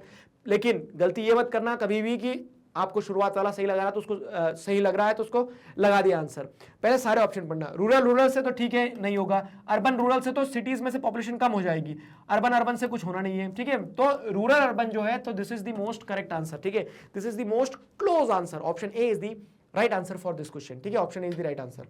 अगला सवाल ये आ गया नीरू मीरू, ठीक है, the Neeru Meeru water harvesting program was launched in dash, Neeru Meeru मतलब क्या है, वाटर एंड यू, तो अगर ये नीरू मीरू प्रोग्राम की बात की जाए तो ये किस राज्य में लॉन्च किया गया था, राजस्थान, तमिलनाडु, आंध्र प्रदेश, हरियाणा, ठीक है। तो स्टेट ध्यान रखना है यहाँ पे सिंपल। तो नीरू मीरू की अगर हम बात करें, वाटर कंजर्वेशन की जो बात करें, जो अलग अलग इनिशिएटिव्स हैं, जैसे हरियाली की बात करी हमने, वाटरशेड मैनेजमेंट की, रेन वाटर हार्वेस्टिंग की, जोहाट, टंकास वगैरह इनकी बात करी, ठीक है। तो उस हिसाब से अगर देखोगे तो नीरू मीरू भी आंध्र प्रदेश में एक सक्सेसफुल वाटर कंजर्वेशन ड्राइव रहा, जो कि कहाँ स्टार्ट किया था, आंध्र प्रदेश में। तो option C Andhra Pradesh is the right answer for this question, ठीक है, option C Andhra Pradesh is the right answer. Varanasi, Mathura, Amritsar, Tirupati are prominent as which of these type of towns, are prominent as which of these type of town, तो type of town बताना है। वाराणसी हो गया, मथुरा हो गया, अमृतसर हो गया, तिरुपति हो गया, सभी टाउन्स में एक कॉमन फैक्टर आपको क्या देखने को मिल रहा है, सभी टाउन किस तरह के टाउन है, ट्रांसपोर्ट टाउन से नहीं, एजुकेशनल टाउन से नहीं, कल्चरल टाउन से, एडमिनिस्ट्रेटिव टाउन से। तो एडमिनिस्ट्रेटिव टाउन तो है नहीं, मतलब इनमें से कोई भी किसी भी कंट्री का किसी भी स्टेट का कैपिटल नहीं है, ठीक है। कल्चरल टाउन, जी हाँ, तो कल्चर, रिलीजन, ये सारे एस्पेक्ट जरूर जुड़े हुए हैं हर एक शहर से जो यहाँ पे लिखे हैं, चारों शहर, ठीक है। तो option C cultural towns is the right answer for this question, cultural towns is the right answer for this question. अगला सवाल देखो क्या है, हाँ जी, ये आया एक important question, The Tibeto-Himalayan group of languages is mainly spoken in Tibeto-Himalayan group। अब सुनो मेरी बात, यहाँ पे एक इंपॉर्टेंट बात बता रहा हूं मैं आपको, मतलब आंसर पता है मुझे, मैं आपको रोक इसलिए रहा हूं क्योंकि आपको एक इंपॉर्टेंट चीज बता देता हूं। क्या है कि वो जो टेबल है ना लैंग्वेज वाला, ठीक है, अलग अलग जैसे फैमिलीज, सब फील्ड और रीजन्स, वो जो लिखा है टेबल है बुक में, चैप्टर 1 में, ठीक है, चैप्टर 1 में, उस टेबल पे एक बार नजर जरूर दौड़ा लेना। चलो एक होमवर्क क्वेश्चन देता हूं मैं आपको इसी बात पे। लार्जेस्ट पॉपुलेशन, नहीं क्या कहेंगे उसको, कि which group is the largest group in terms of population, which language group, ठीक है, which language group is the largest in terms of its contribution in population of India. तो इंडिया में जो अलग अलग लैंग्वेज ग्रुप है, तो उनमें से कौन सी भाषा बोलने वाला लैंग्वेज ग्रुप जो है पॉपुलेशन में उसका कंट्रीब्यूशन सबसे ज्यादा है, ठीक है, वो आप मुझे कमेंट सेक्शन में बताएंगे, आपका होमवर्क क्वेश्चन हो गया, ठीक है, विच इज दैट ग्रुप। अब यहां पे पूछा गया है तिब्बतो हिमालयन ग्रुप, तिब्बतो हिमालयन ग्रुप मेरे हिसाब से सिक्किम, ठीक है। और वैसे तो ऑप्शन से आसान है, यहाँ पे देखो तमिलनाडु होगा नहीं, ठीक है, द्रविडियन में चले जाएगा साउथ वाला, ठीक है। 20% जो कैटेगरी है ना एक, और 78% कैटेगरी वाला तो मैंने आपसे वो पूछा है, होमवर्क पूछा है, ठीक है। 78% वाला वो कौन सी लैंग्वेज स्पीकिंग फैमिली है।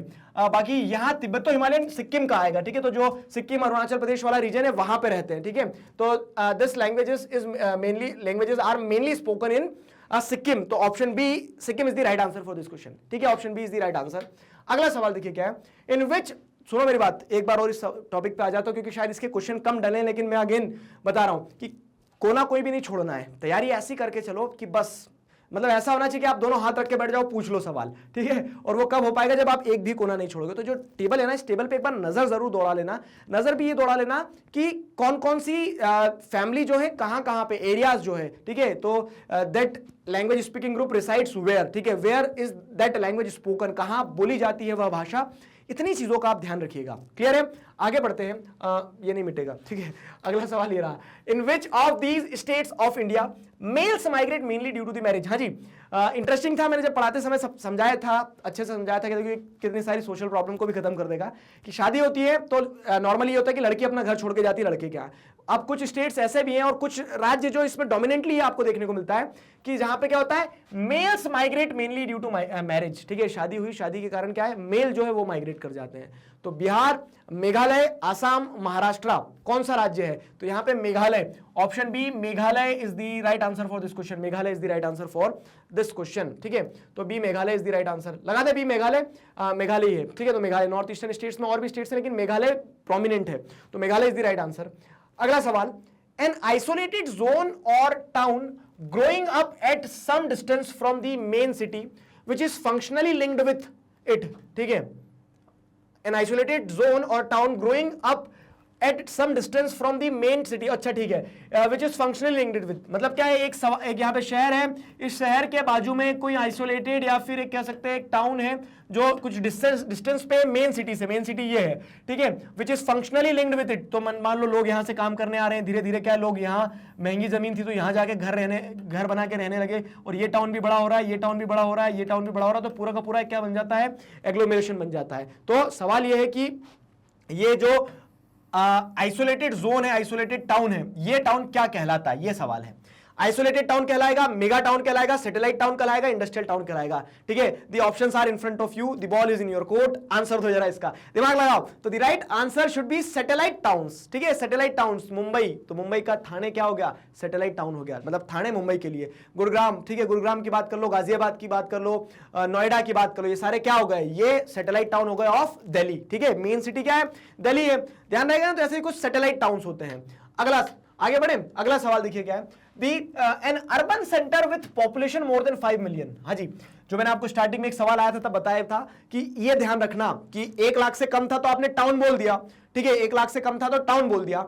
अब मैं आपसे सवाल ये पूछ रहा हूं, एक urban centre with population more than 5 million, 1 lakh छोड़ो, यहां पे 50 लाख, 5 मिलियन है 50 लाख, ठीक है, 50 लाख लोगों से ज्यादा लोग किसी अर्बन सेंटर में रह रहे हैं, तो वो क्या कहलाएगा, वो सिटी कहलाएगा, वो टाउन कहलाएगा, वो मेट्रोपॉलिटन सिटी कहलाएगा, वो मेगा सिटीज कहलाएगा, क्या कहलाएगा। तो यहाँ पे the right answer should B mega cities, ठीक है। तो बड़े बड़े जो टाउन्स रहते हैं ना, तो मेगा सिटीज कहलाएंगे वो, क्लियर हुआ। अब देखो आपको 2 चीजें पता लग गई, क्या कि 1 लाख से कम है, 1 लाख से कम है, ठीक है, 1 लाख से कम है तो क्या कहलाएगा, वो टाउन कहलाएगा, ठीक है। और 5 मिलियन से ज्यादा है, 5 मिलियन से ज्यादा है इधर, तो 5 मिलियन से ज्यादा होगा तो वो क्या कहलाएगा, मेगा सिटी कहलाएगा। अब ये टाउन और मेट्रोपॉलिटन सिटीज इसके बीच में ही आने वाला है, ठीक है, हिंट दे दिया मैंने, आगे सवाल आएंगे और, ठीक है, ये ध्यान रखना।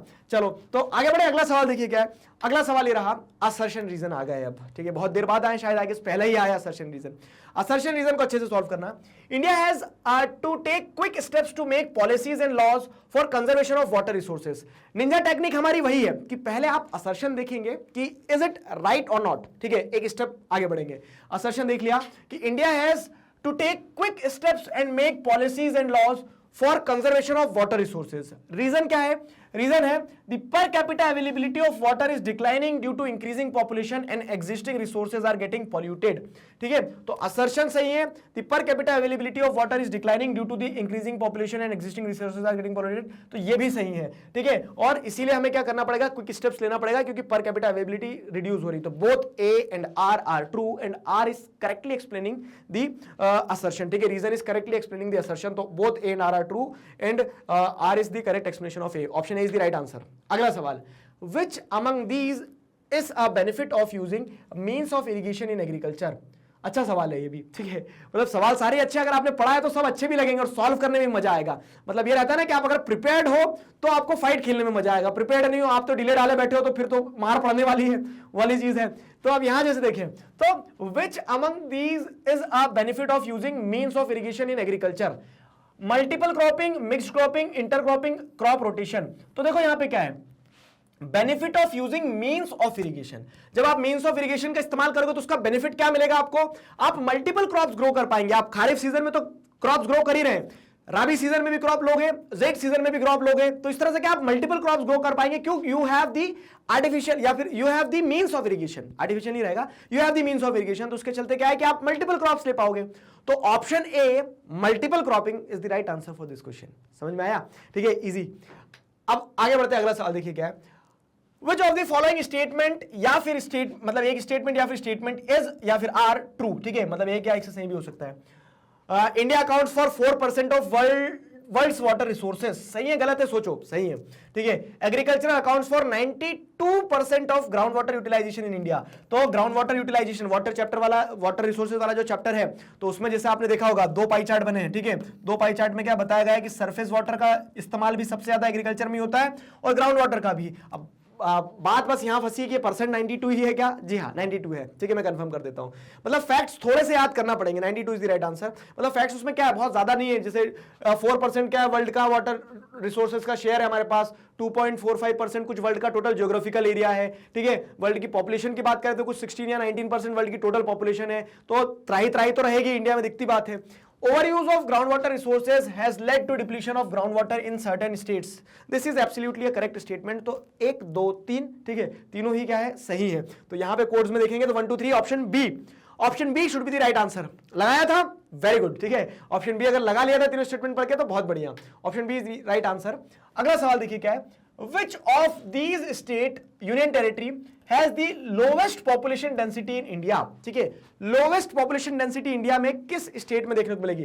पॉपुलेशन डेंसिटी क्या है? पॉपुलेशन डेंसिटी को अगर समझा जाए तो पॉपुलेशन डेंसिटी ये बुक 1 का भी क्वेश्चन हो गया, बुक 2 का भी क्वेश्चन हो गया। तो ऐसे क्वेश्चन ध्यान रखना। देखो मैंने आपको जब मास्टर प्लान बनाया था तभी बता दिया था कि कुछ कुछ चीजें ओवरलैप होती है। ओवरलैप होती मतलब कि बुक 1 का जो इनिशियल चैप्टर्स है, बुक 2 के जो इनिशियल चैप्टर्स हैं, तो वहां पे उधर अगर अच्छे से पढ़ा तो इधर भी मदद मिल जाएगी। तो क्या है, नंबर ऑफ पर्संस, ठीक है, नंबर ऑफ पर्संस, ठीक है, पर्संस पर स्क्वायर किलोमीटर। ठीक है, स्क्वायर किलोमीटर पर स्क्वायर किलोमीटर, वो आपको पॉपुलेशन डेंसिटी दर्शाता है। अब जैसे अगर आप देखोगे तो पॉपुलेशन डेंसिटी जो है it is very high in areas such as Delhi. ठीक है, नेशनल कैपिटल टेरिटरी दिल्ली की जो पॉपुलेशन डेंसिटी तो खूब भयंकर है। कितनी है बताओगे कमेंट सेक्शन में। और वैसे ही क्या है, एज लो एज 17 इन अरुणाचल प्रदेश। क्यों? क्योंकि अरुणाचल प्रदेश में एरिया खूब है, जनसंख्या वैसे ही कम है, तो पॉपुलेशन डेंसिटी क्या है, मात्र 17 के आसपास निकल के आती है, 17 पर्संस पर स्क्वायर किलोमीटर। तो which of these states union territories has the lowest population density in India? तो Arunachal Pradesh, option C is the right answer. समझ में आया ना? Arunachal Pradesh, option C is the right answer for this question. Option C is the right answer for this question. अगला सवाल देखिए क्या है।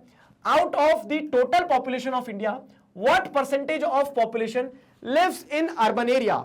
ठीक है, तो जो टोटल पॉपुलेशन है कंट्री की अगर हम बात करें तो what percentage of population lives in urban area? Urban area में कितने परसेंटेज ऑफ पॉपुलेशन रहती है?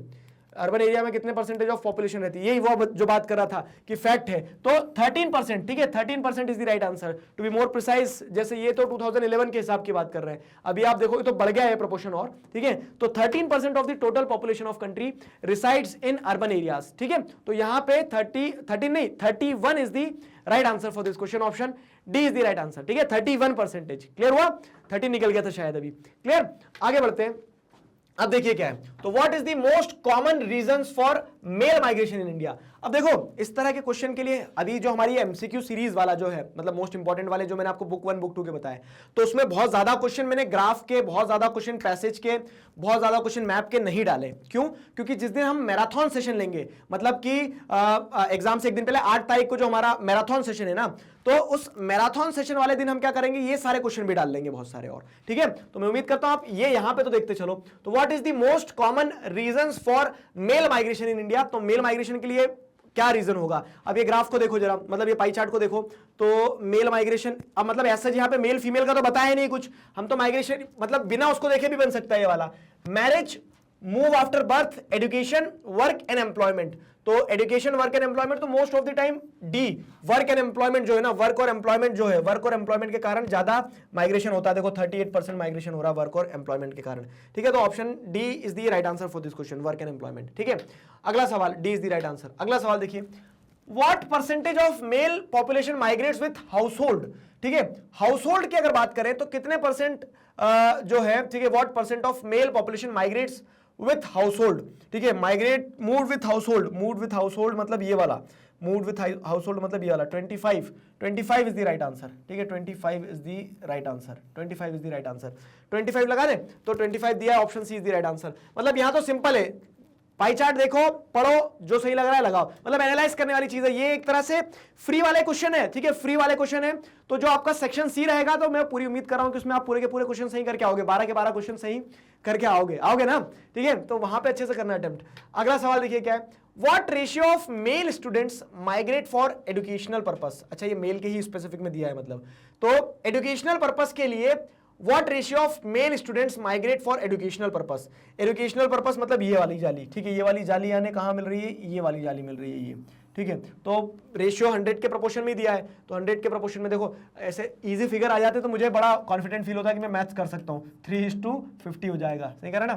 तो उस हिसाब से जैसे अगर देखोगे आप तो 6 वाला जो है यहाँ मिल जाएगा 6। ठीक है, 6:100, 6:100 is the right answer. Option A should be the right answer, क्योंकि ये दिखा रहा है मेल जो है वो माइग्रेट करते हैं एजुकेशनल पर्पस से 6%। ठीक है, 6% out of the total male migration, तो option A is the right answer. अगला सवाल देखिए, which of these can one of the reasons for male migration covered under the category others? covered under the category others, others की category कहाँ है, ये रही others, मतलब ये वाली जो जाली है, ठीक है, मतलब ये वाला जो शेडेड पार्ट है ये अदर्स के लिए दर्शा रहा है। Which of these can one of the reason for male migration covered under the category others? Better employment opportunities, तो एम्प्लॉयमेंट अपॉर्चुनिटीज तो वो चले जाएंगे वर्क और एम्प्लॉयमेंट में, तो 25% अलग दिखा ही रहा है, अदर्स में आएगा ही।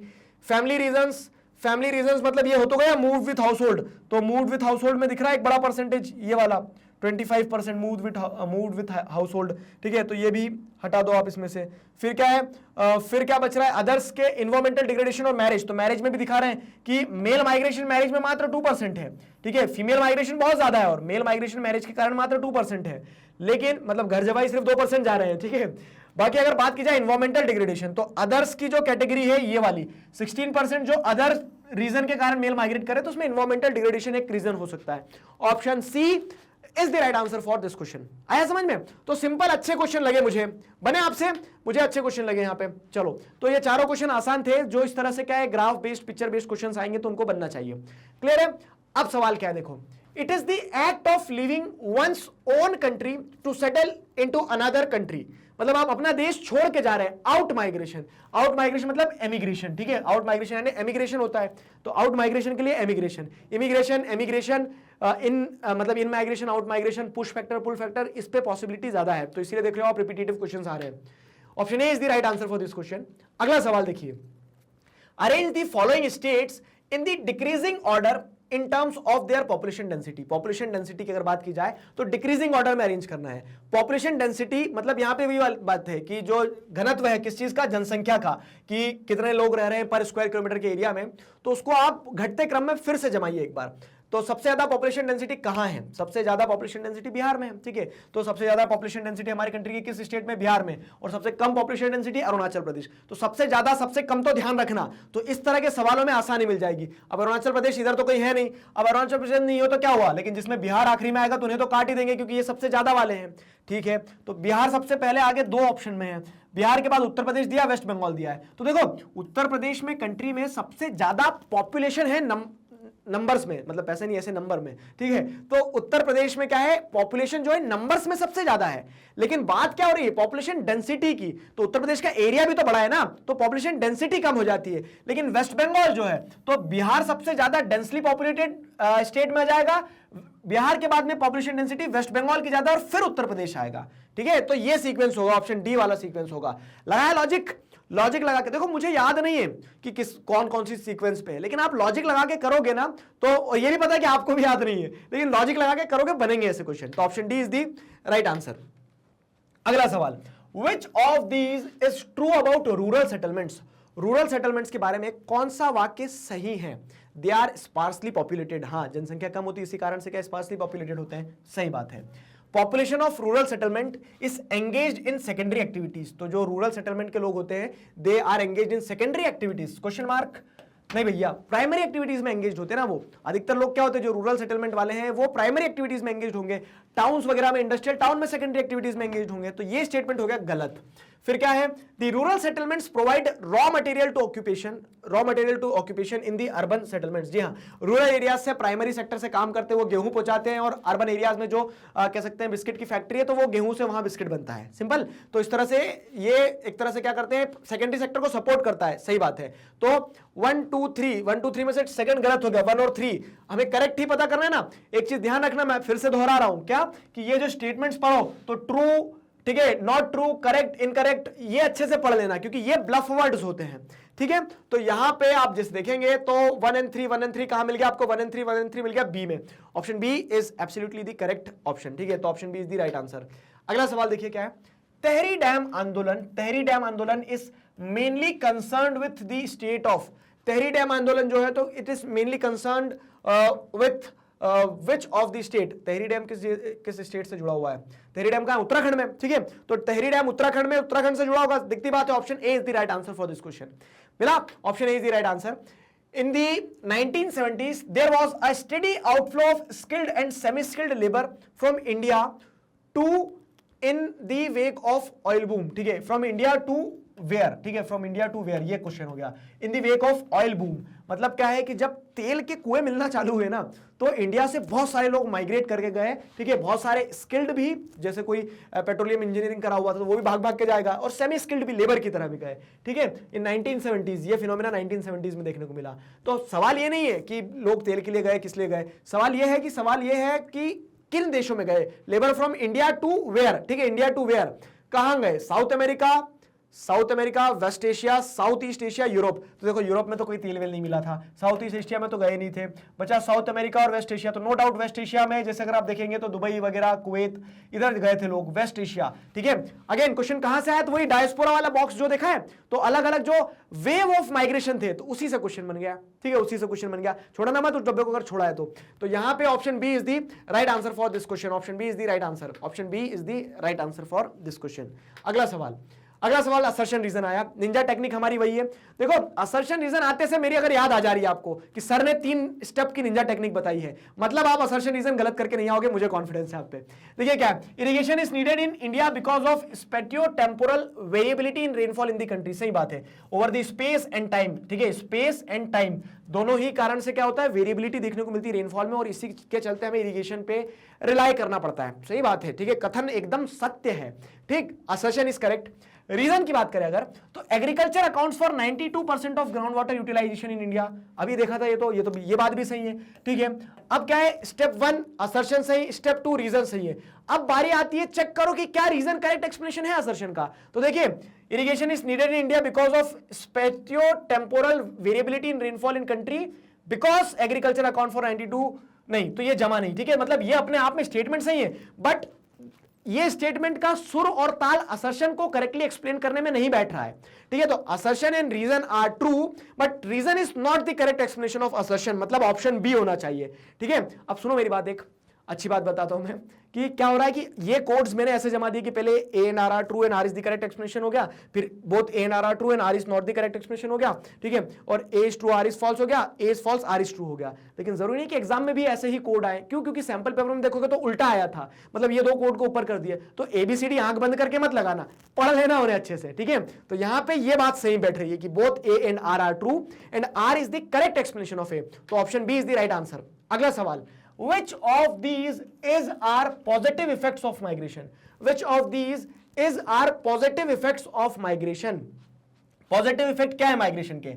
Remittances of families, development of slums, diffusion of new ideas, creation of composite culture. तो भैया पॉजिटिव पूछा है, नेगेटिव नहीं पूछा है, तो क्रिएशन ऑफ कंपोजिट कल्चर एक गुलदस्ता बनता है, अच्छी बात है, ठीक है। रेमिटेंसेज ऑफ फैमिलीज, जी हाँ, अब मान लीजिए माइग्रेट करके कोई गया बाहर, माइग्रेट करके कोई दुबई चले गया, तो दुबई में जाके वहां से पैसे पहुंचाएगा ना अपने घर में जो लाल बाल है उनके लिए, तो उस तरह से क्या है, रेमिटेंसेज, ये भी एक पॉजिटिव हो गया। स्लम का डेवलप होना पॉजिटिव नहीं है, diffusion of new ideas, diffusion of new ideas, नए नए आइडियाज आना, ये भी पॉजिटिव है एक तरह से। तो 134 दिख रहा है ऑप्शन बी में, ठीक है। तो 134 ऑप्शन बी मतलब कहां आपको, option B is the right answer for this question. अगर समझ में, option B is the right answer. हाँ जी, ये एक इजी हो गया। नेशनल वाटर पॉलिसी, मतलब लास्ट में जो आप देखोगे ना बॉक्स बनाए, तो national water policy was formulated in which year? 2000, 2007, 2002, 2009। तो सिंपल फैक्चुअल क्वेश्चन है कि national water policy was formulated in 2002, ठीक है। 2002 is the right answer for this question.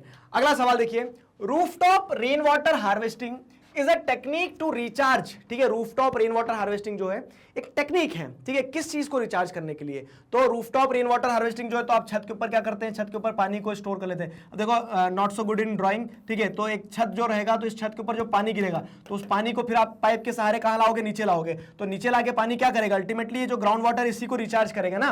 तो ग्राउंड वाटर मतलब option A is the right answer, मतलब river water, lake water, सी water को तो ऐसे भी बढ़ा देगा, बह के चली जाएगा वो, लेकिन अब जब रूफटॉप रेन वाटर हार्वेस्टिंग करते हैं तो उससे आप ग्राउंड वाटर लेवल को बढ़ाते हैं। Option A is the right answer.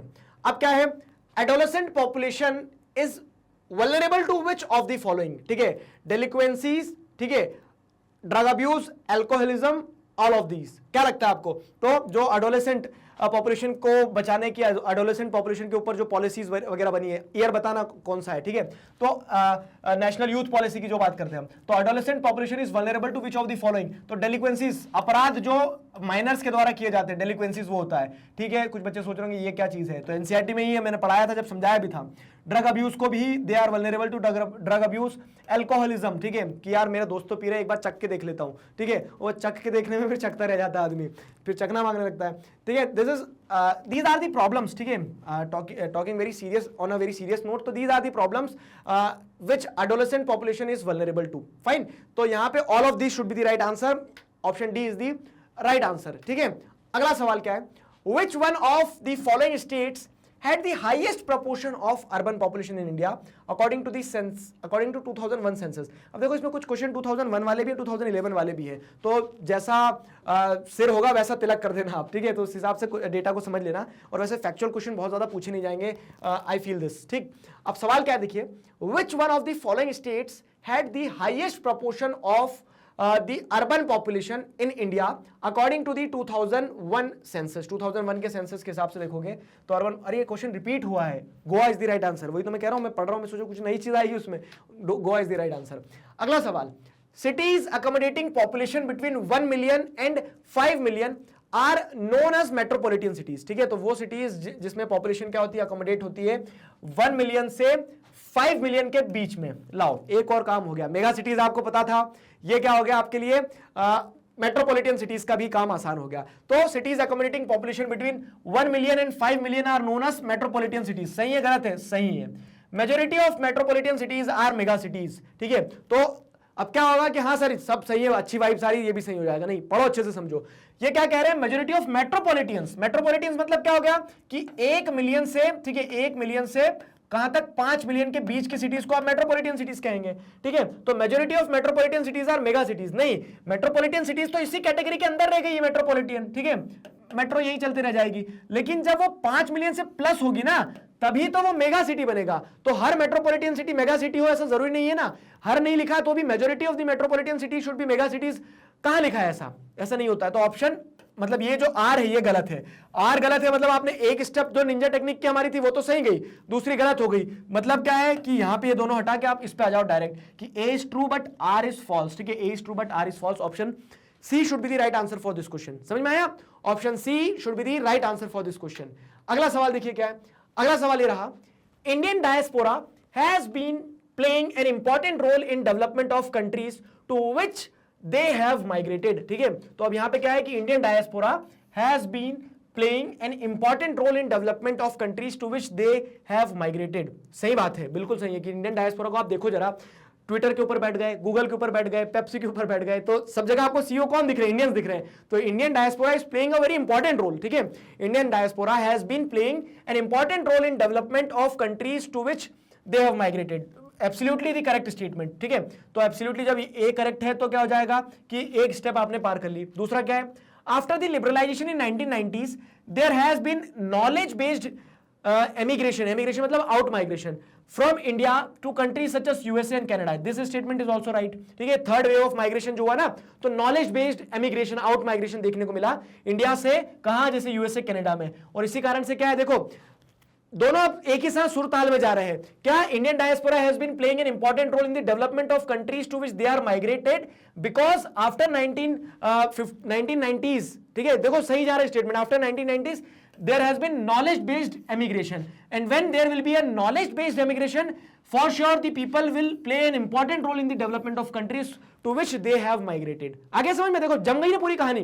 तो यहाँ पे assertion भी सही, reason भी सही, and reason is the correct explanation of assertion. So both A and R are true, and R is the correct explanation of A, which is option A. ठीक है, option A is the right answer. अगला सवाल, during which of the following waves there was out migration of doctors, software engineers, management consultants, financial experts, ठीक है। तो which of the following waves, किस wave के time period में ये देखने को मिला था आपको? अब ध्यान करो, ये वाली वेव कौन सी थी? तो पहली वेव में तो पकड़ पकड़ के लगे थे प्लांटेशन फील्ड पे काम कराने के लिए, फर्स्ट वेव। सेकंड वेव में क्या हुआ था कि लोग माइग्रेट कर रहे थे, लेकिन अफ्रीका, साउथ ईस्ट एशिया, इन देशों में माइग्रेट करके गए थे एज ए ट्रेडर, ठीक है, कह सकते हैं एज ए ट्रेडर, या फिर क्या कह सकते हो कि कुछ सर्विसेज प्रोवाइड करने के लिए गए थे।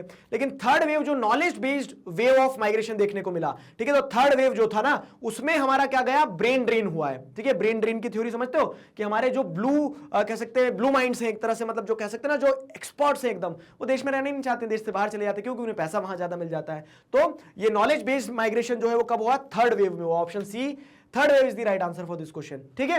अगला सवाल देखिए क्या है, towns which existed during earliest civilisations such as Indus valley civilisation, ठीक है। तो towns which existed during earliest civilisation such as Indus valley civilisation. हाँ जी, अच्छा क्वेश्चन है ये, क्या लगाया इसमें बताओ जल्दी से, लगा लिया आंसर? आप लगा लो फिर मैं बताता हूं, देखो कितने बच्चों ने गलत लगाया। बहुत सारे बच्चों ने एंशिएंट टाउन्स लगा दिया होगा, लगाया ना, शाबाश, वेरी गुड। गलत हो आप लोग क्यों गलत हो? देखो एंशिएंट टाउन्स नहीं होगा, earliest civilisation such as Indus valley civilisation. तो भैया इस समय तो हिस्ट्री नहीं थी, तो कौन सी एंशिएंट, कौन सी मिडिवल, कौन सी मॉडर्न? तो एंशिएंट तो कब आएंगे? जो एंशिएंट हिस्ट्री के टाइम पीरियड में टाउन डेवलप हुए। ये तो प्री हिस्टोरिक टाउन है। इंडस वैली सिविलाइजेशन जो है, मोहनजोदारो वगैरह जो है, ठीक है, हड़प्पा, मोहनजोदारो, तो ये प्री हिस्टोरिक, हिस्ट्री से भी पहले के टाउन हो गए। तो यहाँ पे option B should be the right answer. Religious town होगा नहीं, ऑल ऑफ द अबव होगा नहीं, एंशिएंट टाउन होगा नहीं, pre historic towns. Option B should be the right answer for this question, ठीक है, option B should be the right answer. अगला सवाल देखो क्या है, अगला सवाल ये रहा, in which of the following states lagoons and backwater sources of water are not found. मतलब लगून्स और बैकवाटर सोर्सेज ऑफ वाटर नहीं मिलते हैं, किन राज्यों में नहीं मिलेगा? केरला, केरला में तो लगून्स बैकवाटर सी तो है, मतलब उसी से तो केरला जाना जाता है, तो ये तो होगा। हमें पता क्या करना है, नॉट फाउंड पूछा है ना, नॉट करेक्ट, इनकरेक्ट, ये शब्द बड़े खतरनाक होते भाई, ठीक है। तो मेरी आपसे हाथ जोड़ के विनती है कि इन स्टेटमेंट को पढ़ना, 4 बार पढ़ना, लेकिन बहुत अच्छे से पढ़ना, ना आपका पेपर उठ के भागेगा, ना आपकी ट्रेन छूटेगी, आपके पास पर्याप्त समय है, 90 मिनट बहुत होता है, आराम से क्वेश्चन सॉल्व कर सकते हो। बस करना क्या कि अच्छे से पढ़ना हर एक क्वेश्चन को, ठीक है। तो अब देखो यहाँ पे क्या है, तो in which of the following states lagoons and backwater sources of water are not found. तो केरला, केरला में तो होता है। उत्तर प्रदेश जो है, तो ये क्या है, एक तरह से लैंडलॉक्ड स्टेट है, तो यहाँ पे नहीं मिलेगा, तो ये सही आंसर होना चाहिए। वेस्ट बंगाल भी नहीं होगा, उड़ीसा भी नहीं होगा, क्योंकि ये भी कोस्टल स्टेट्स है। तो option B, Uttar Pradesh is the right answer. आया समझ में? मजा आया कि नहीं इस क्वेश्चन में? तो option B is the right answer. अगला सवाल, in rural settlements social relation among people are strong in comparison to urban settlements. सही बात है, ठीक है। जो ग्रामीण क्षेत्र रहते हैं ना, वहां पे लोगों में घनिष्ठता बहुत ज्यादा होती है, लोग आपस में क्या रहते हैं, जुड़े हुए रहते हैं, ठीक है। तो इन रूरल सेटलमेंट्स सोशल रिलेशन जो है ना, जो सामाजिक रिश्ते होते हैं वो ज्यादा होते हैं। सही बात है, एकदम सही बात है, ठीक है। तो social relation among people are strong in comparison to urban settlement. शहर में क्या है कि ऊपर वाले फ्लैट में कौन रह रहा है हमें क्या पता, ठीक है, कभी मिले ही नहीं, बात ही नहीं करिए। तो और गांव में जाओ जरा, एक बच्चे से पूछ लोगे सबके दादा पापा कितने बेटे हैं, किसकी शादी कहाँ हुई है, किसका ससुराल कहाँ है, मायका कहाँ है, जमीन कितनी है किसके पास, सब बता देगा आपको वो, ठीक है। तो असर्शन सही है, फाइन, ठीक है। रीजन क्या दिया गया है? अब ऐसी इतनी घनिष्ठता क्यों होती है? क्योंकि the rural settlement, in rural settlements people are less mobile, ठीक है। अब जरा ये स्टेटमेंट सही है कि यस, रूरल सेटलमेंट्स में जो लोग होते हैं दे आर लेस मोबाइल, ज्यादा इधर उधर घूमते नहीं है, घूमते नहीं इन द सेंस कि फ्री टाइम रहता है उनके पास में, और उसके बाद में उनका एस्टैब्लिशमेंट वहीं का वहीं होता है। तो जब आप वहीं रह रहे हो तो आप क्या करोगे, लोगों से आपस में घनिष्ठता ही बढ़ाओगे ना। तो इस तरह से क्या ये स्टेटमेंट भी सही है, और दोनों जुड़े भी हैं। कैसे जुड़े देखो, in rural settlement social relation among people are strong in comparison to urban settlements because in rural settlements people are less mobile. So both A and R are true, and R is the correct explanation of A. Fine. So option A should be the right answer for this question. Option A is the right answer for this question. Moving on to the next question, and here we have the next question. Which is the largest town in Asia? हाँ जी, आ गया एक और सवाल। अच्छा, largest town in Asia. अब देखो, largest town in Asia की अगर बात करें ना, एरिया के टर्म्स में तो एक कोई सा अजीब सा नाम है, नाम ध्यान नहीं मुझे, लेकिन वो चाइना में है एरिया के टर्म्स में, और उसका नाम यहां नहीं लिखा है। शांघाई एरिया के टर्म्स में भी नहीं है, पॉपुलेशन के टर्म्स में नहीं है। फिर अगर देखा जाए पॉपुलेशन के टर्म्स में, टोक्यो जो है ना, टोक्यो कौन, मनी हाइस्ट वाली नहीं, ठीक है। तो यहां पे टोक्यो शहर वाला, तो जो शहर है जापान का, ठीक है, तो टोक्यो ओलंपिक्स, अब तो ध्यान रहेगा। तो Tokyo is the right answer. Tokyo is the largest town in Asia in terms of population. Population के संदर्भ में अगर देखा जाए तो टोक्यो सबसे बड़ा शहर है, ठीक है। तो C is the right answer for this question. Option C is the right answer. अगला सवाल देखिए क्या है, in which stream female migration is highest. हाँ जी, अच्छा सवाल है। देखो, मेल माइग्रेशन आपने समझ लिया था कि क्या है, रूरल से अर्बन में होता है, जॉब एडुकेशन इन सारे चक्करों में होता है। अब पूछा क्या गया है कि फीमेल माइग्रेशन हाईएस्ट किस स्ट्रीम में होता है, rural to rural, rural to urban, urban to urban, urban to rural. देखो, अर्बन टू रूरल होगा नहीं, ठीक है, मतलब होता है ऐसे तो, लेकिन हाईएस्ट पूछा है। अर्बन टू अर्बन भी होता है लेकिन हाईएस्ट पूछा है, रूरल टू अर्बन भी होता है लेकिन हाईएस्ट पूछा है, बचा क्या है, रूरल टू अर्बन, रूरल। तो जैसे अगर आप देखेंगे तो जॉब के पर्पस से भी जो रहता है ना, तो महिलाएं एक गांव से अपने बाजू वाले गांव में जा सकती है क्योंकि वो प्राइमरी सेक्टर में ज्यादा एंगेज्ड है, ठीक है। दूसरी चीज क्या है, शादी। तो शादी एक बहुत बड़ा कारण बन जाती है जिस कारण से महिलाएं माइग्रेट करती है, ठीक है। तो इस स्टेज, मतलब ये जो पीढ़ी है, मतलब ये जो पीढ़ी, मतलब मुझे भी ले लो, ठीक है, तो हमारी पीढ़ी से ऊपर वाली जो एक पीढ़ी है, ठीक है, हमारे पेरेंट्स की, तो उसमें आप देखेंगे तो उसमें मोस्ट ऑफ द टाइम अगर आपकी मम्मी से, दादी से, नानी से पूछोगे आप, तो they have migrated due to the marriage, ठीक है। और वो रूरल टू रूरल माइग्रेशन हुआ, वो अपना गांव छोड़कर दूसरे गांव में गई, ठीक है। तो पापा आए थे बारात लेकर, तो अपने गांव से उन्हें ले गए, ठीक है, इस तरह से। तो इस तरह से क्या होता है, rural to rural is the, कह सकते हैं rural to rural stream of migration है, ऐसा माइग्रेशन है जिसमें फीमेल माइग्रेशन हाईएस्ट होता है, ठीक है। तो option A is the right answer.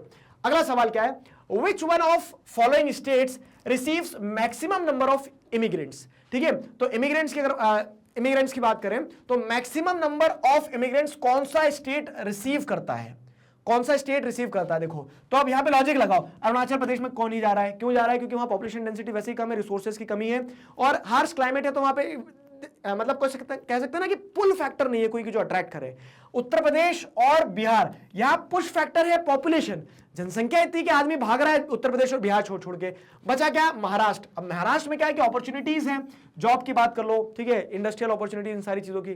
तो उसके चलते क्या है कि महाराष्ट्र एक ऐसा स्टेट हो गया which receives maximum number of immigrants, मतलब इन माइग्रेशन महाराष्ट्र में ज्यादा होगा इन द गिवन ऑप्शंस, ठीक है। इन गिवन ऑप्शंस में देखा जाए तो Maharashtra should be the right answer for this question, ठीक है, Maharashtra is the right answer. अगला सवाल क्या है, which one of the following rivers has the highest replenishable groundwater resource in the country।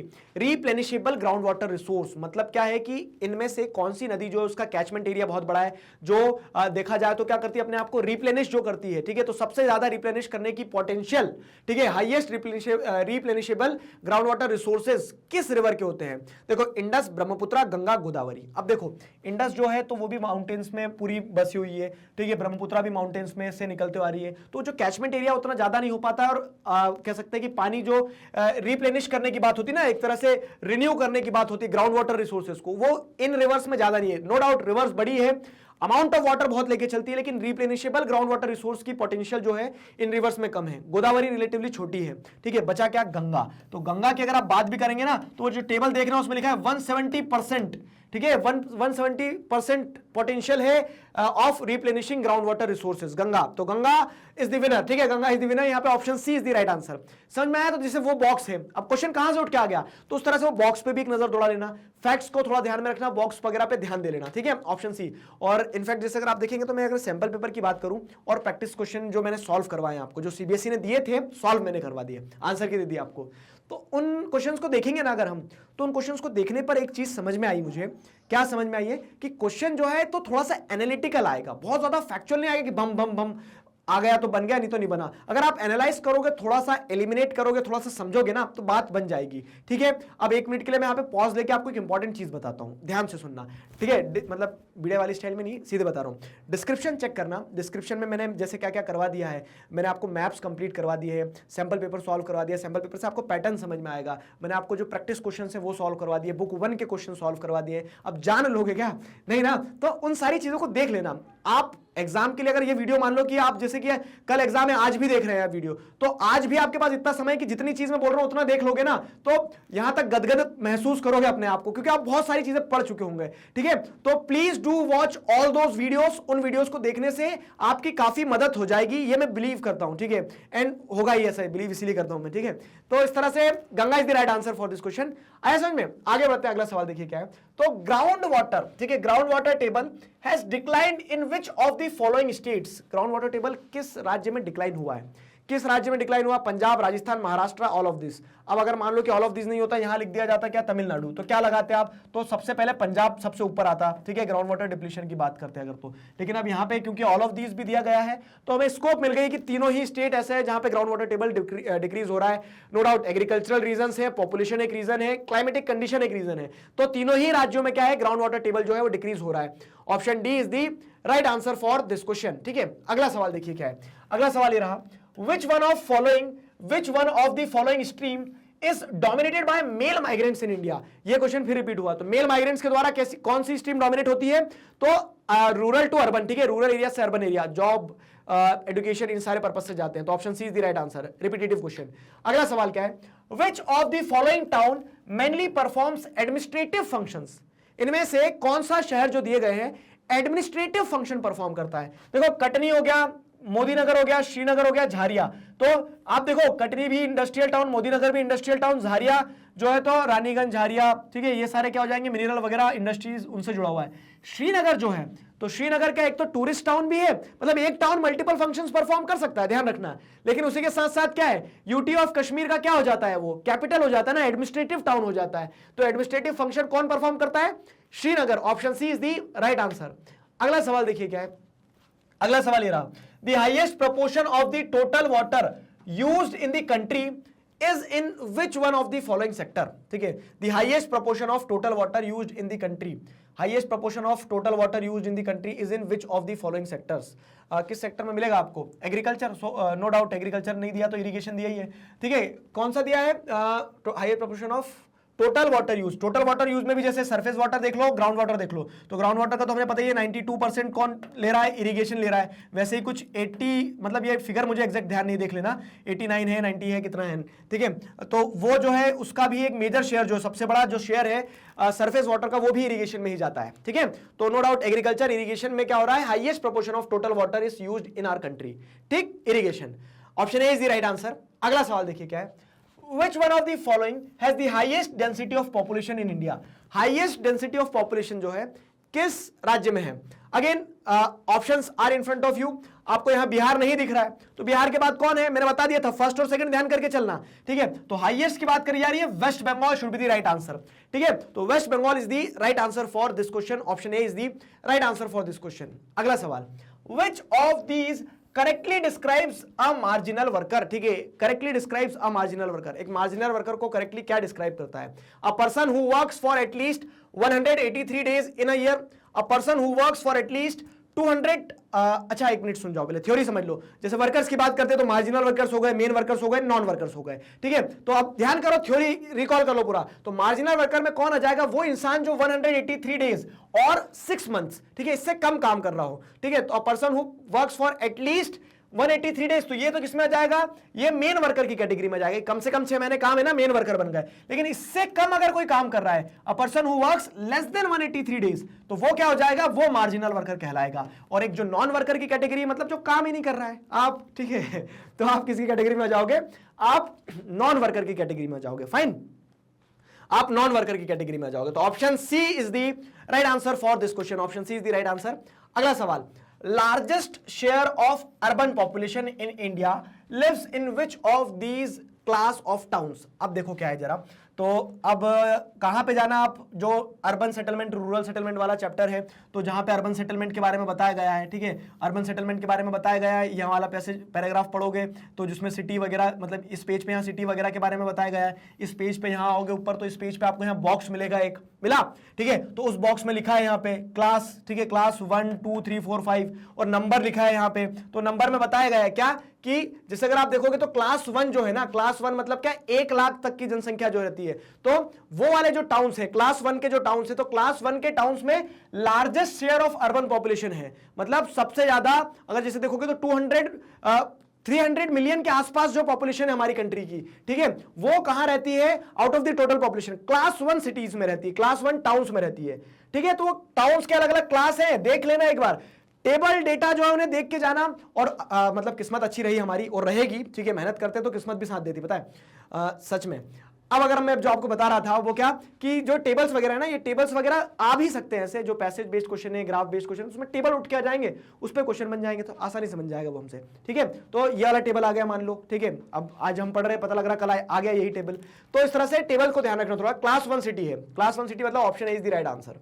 अगला सवाल, which among the following states is characterized by high out migration? High out migration, ठीक है, emigration किस state में ज्यादा होता है? ठीक है, दिल्ली शो क्या होता है? ठीक है, दिल्ली बस, ठीक है, दिल्ली, मध्य प्रदेश, गुजरात, महाराष्ट्र। अब ऑप्शन देखो जरा, which among the following state is characterised by high out migration, मतलब लोग राज्य छोड़ छोड़ के कौन सा जाते हैं? तो दिल्ली में तो इन माइग्रेशन ज्यादा है, गुजरात में भी इन माइग्रेशन है, महाराष्ट्र में भी इन माइग्रेशन ज्यादा है। आउट माइग्रेशन में बचा क्या? मध्य प्रदेश। तो नो डाउट उत्तर प्रदेश हो गया, बिहार हो गया, और उन्हीं लाइन में मध्य प्रदेश भी है कि जहां पे क्या है, due to the push factors, ठीक है, जॉब अपॉर्चुनिटीज, एजुकेशन नहीं है, तो उस कारण से क्या होता है, लोग मध्य प्रदेश छोड़ के जाते हैं। तो आउट माइग्रेशन गिवन ऑप्शंस में Madhya Pradesh is the right answer, ठीक है। तो option B is the right answer for this question. अगला सवाल देखिए क्या है, Narmada Bachao Andolan is associated with what? Narmada Bachao Andolan किस डैम से जुड़ा हुआ है?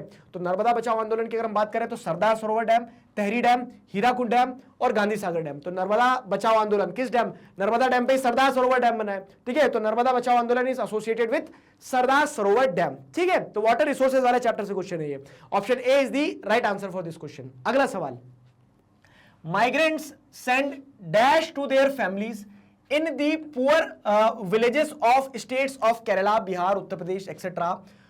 Which forms the backbone of their economy? अच्छा क्वेश्चन है। क्या हो रहा है कि जैसे माइग्रेशन हो गया, ठीक है, आउट माइग्रेशन हुआ, लोग राज्य छोड़ के चले गए, कोई केरला छोड़ के चले गया, कोई बिहार, कोई उत्तर प्रदेश छोड़ के जा चुके हैं बाहर। अब ये जो बाहर गए हैं ये माइग्रेंट्स हो गए, ठीक है। अब ये माइग्रेंट्स क्या करेंगे, क्या पहुंचाएंगे उधर से? प्यार तो पहुंचाएंगे, अपने बच्चों को याद करेंगे, घर वालों को याद करेंगे, ठीक है। They are working away from their family just for their bread and butter. तो वो वहां से क्या पहुंचाते हैं? पैसा पहुंचाते हैं, ठीक है। तो माइग्रेंट्स सेंड ब्रेड, क्या बोलते हैं, रेमिटेंसेस, ठीक है, ब्रेड एंड बटर कह रहा था मैं। तो ऑप्शंस जिसे देखोगे तो यहाँ पे क्या है, फॉरेन रिजर्व्स, फूड। अब फूड वहां से पहुंचाएंगे, खराब हो जाएगा, ठीक है, पेरिशेबल चीज है ना, रीपेमेंट्स नहीं होता है, फूड भी नहीं है, फॉरेन रिजर्व्स भी नहीं होगा, रेमिटेंसेस पहुंचाते हैं वो, मतलब उन्होंने जहां वहां जो कमाया वो यहाँ पहुंचाते हैं। वो जब यहाँ पहुंचाएंगे तो उसका इस्तेमाल किया जाता है अलग अलग पर्पस के लिए, ठीक है, किसके द्वारा? उनकी जो फैमिली यहाँ रह रही है। और इनफैक्ट ये जो स्टेट्स होते हैं, इन स्टेट्स की इकोनॉमी में इस तरह का फॉरेन रेमिटेंस जो है, या फिर कह सकते हैं कि दूसरे स्टेट से जो रेमिटेंस आ रहा है, मान लो उत्तर प्रदेश छोड़ के कोई महाराष्ट्र गया, तो महाराष्ट्र से जो पैसा पहुंचाएगा तो उस पैसे का इस्तेमाल होगा, और उस पैसे के इस्तेमाल से उन राज्यों की, जिन राज्यों से आउट माइग्रेशन हुआ था, उन राज्यों की इकोनॉमी चलेगी, उन राज्यों की इकोनॉमी में पैसा आएगा, ठीक है। तो remittances is the right answer for this question, and I hope आप थ्योरी समझ पाए क्या है इस क्वेश्चन से जुड़ी हुई, ठीक है।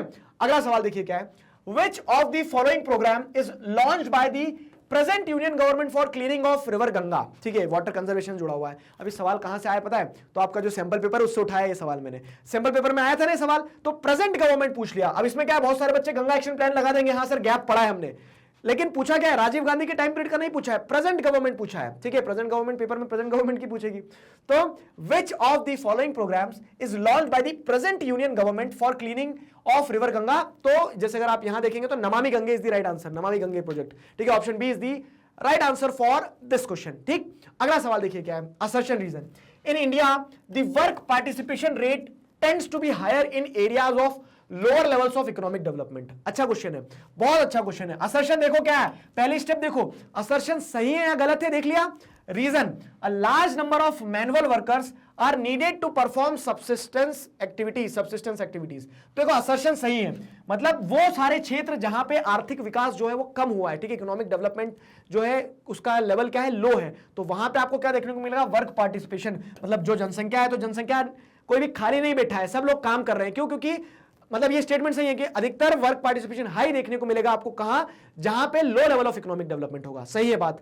रीजन क्या दिया गया, पहले रीजन सही है गलत, ये देखो, large number of manual workers are needed to perform subsistence activities. तो जहां लो इकोनॉमिक डेवलपमेंट होगा तो मैनुअल वर्कर मतलब हर आदमी को क्या है वहां पे काम करना ही पड़ेगा, मजदूरी करना ही पड़ेगी, तो इसी कारण से वहां पे वर्क पार्टिसिपेशन हाई भी होता। तो both A and R are true and R is the correct explanation. ठीक है, जब कंफर्म करना होना कि सही है कि नहीं है, सुर और ताल मिल रहा है कि नहीं, तो बिकॉज लगा लिया करो। तो इन India the work participation rate tends to be higher in areas of lower levels of economic development because a large number of manual workers are needed to perform subsistence activities। ठीक है, तो option both A and R are true and R is the correct explanation of A। ठीक है, option A is the right answer for this question। अगला सवाल देखिए, cities provide which of the following to the rural areas? Cities provide which of the following to the rural areas? Manufactured goods, water, raw materials, food. City क्या देती है किसको, rural areas को।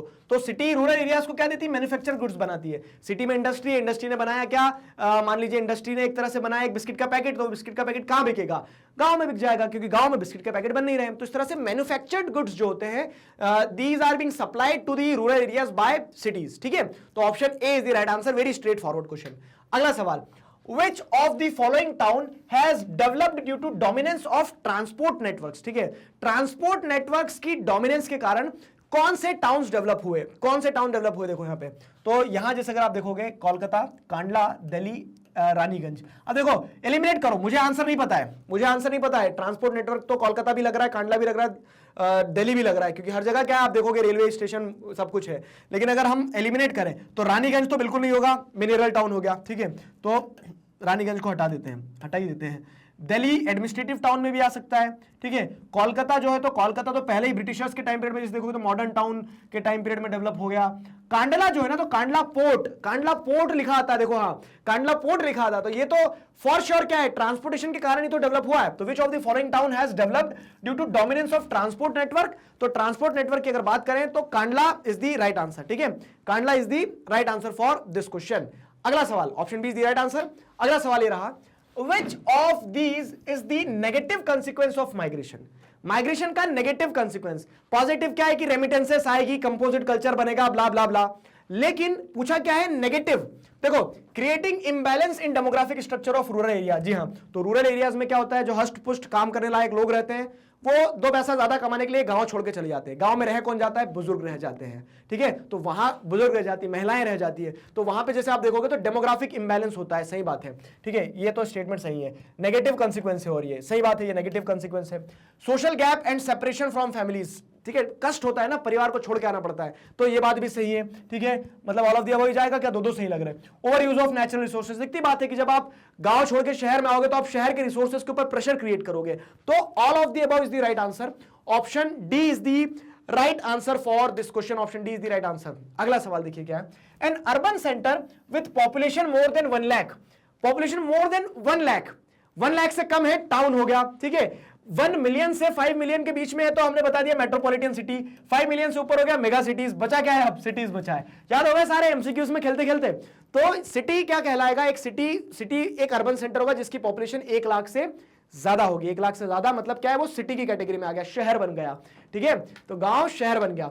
आगे बढ़ते हैं, तो अगला सवाल क्या है, in which one of the following environments does not expect the presence of dispersed rural settlement. ठीक है, तो in which one of the following environments does one expect, ठीक है, does one expect the presence of dispersed rural settlement? ठीक है, तो अलग अलग तरह के जो रूरल सेटलमेंट है, clustered, semi clustered, hamleted, dispersed, जैसे अगर देखें तो आप कहां एक्सपेक्ट करोगे कि यहां पे आपको क्या देखने को मिल जाए, डिस्पर्स्ड रूरल सेटलमेंट देखने को मिल जाए। ऑप्शन देखो आसान है, alluvial plains of Ganga, arid and semi arid regions of Rajasthan, lower valleys of Himalayas, forest and hills in north east. Option D is the right answer for this question. दिखती बात है, dispersed मतलब क्या, आइसोलेटेड। आइसोलेटेड कहां रहेगा, तो एलिवेट प्लेन में तो खचाखच लोग भरे रहेंगे क्योंकि सॉइल फर्टाइल है वहां पे।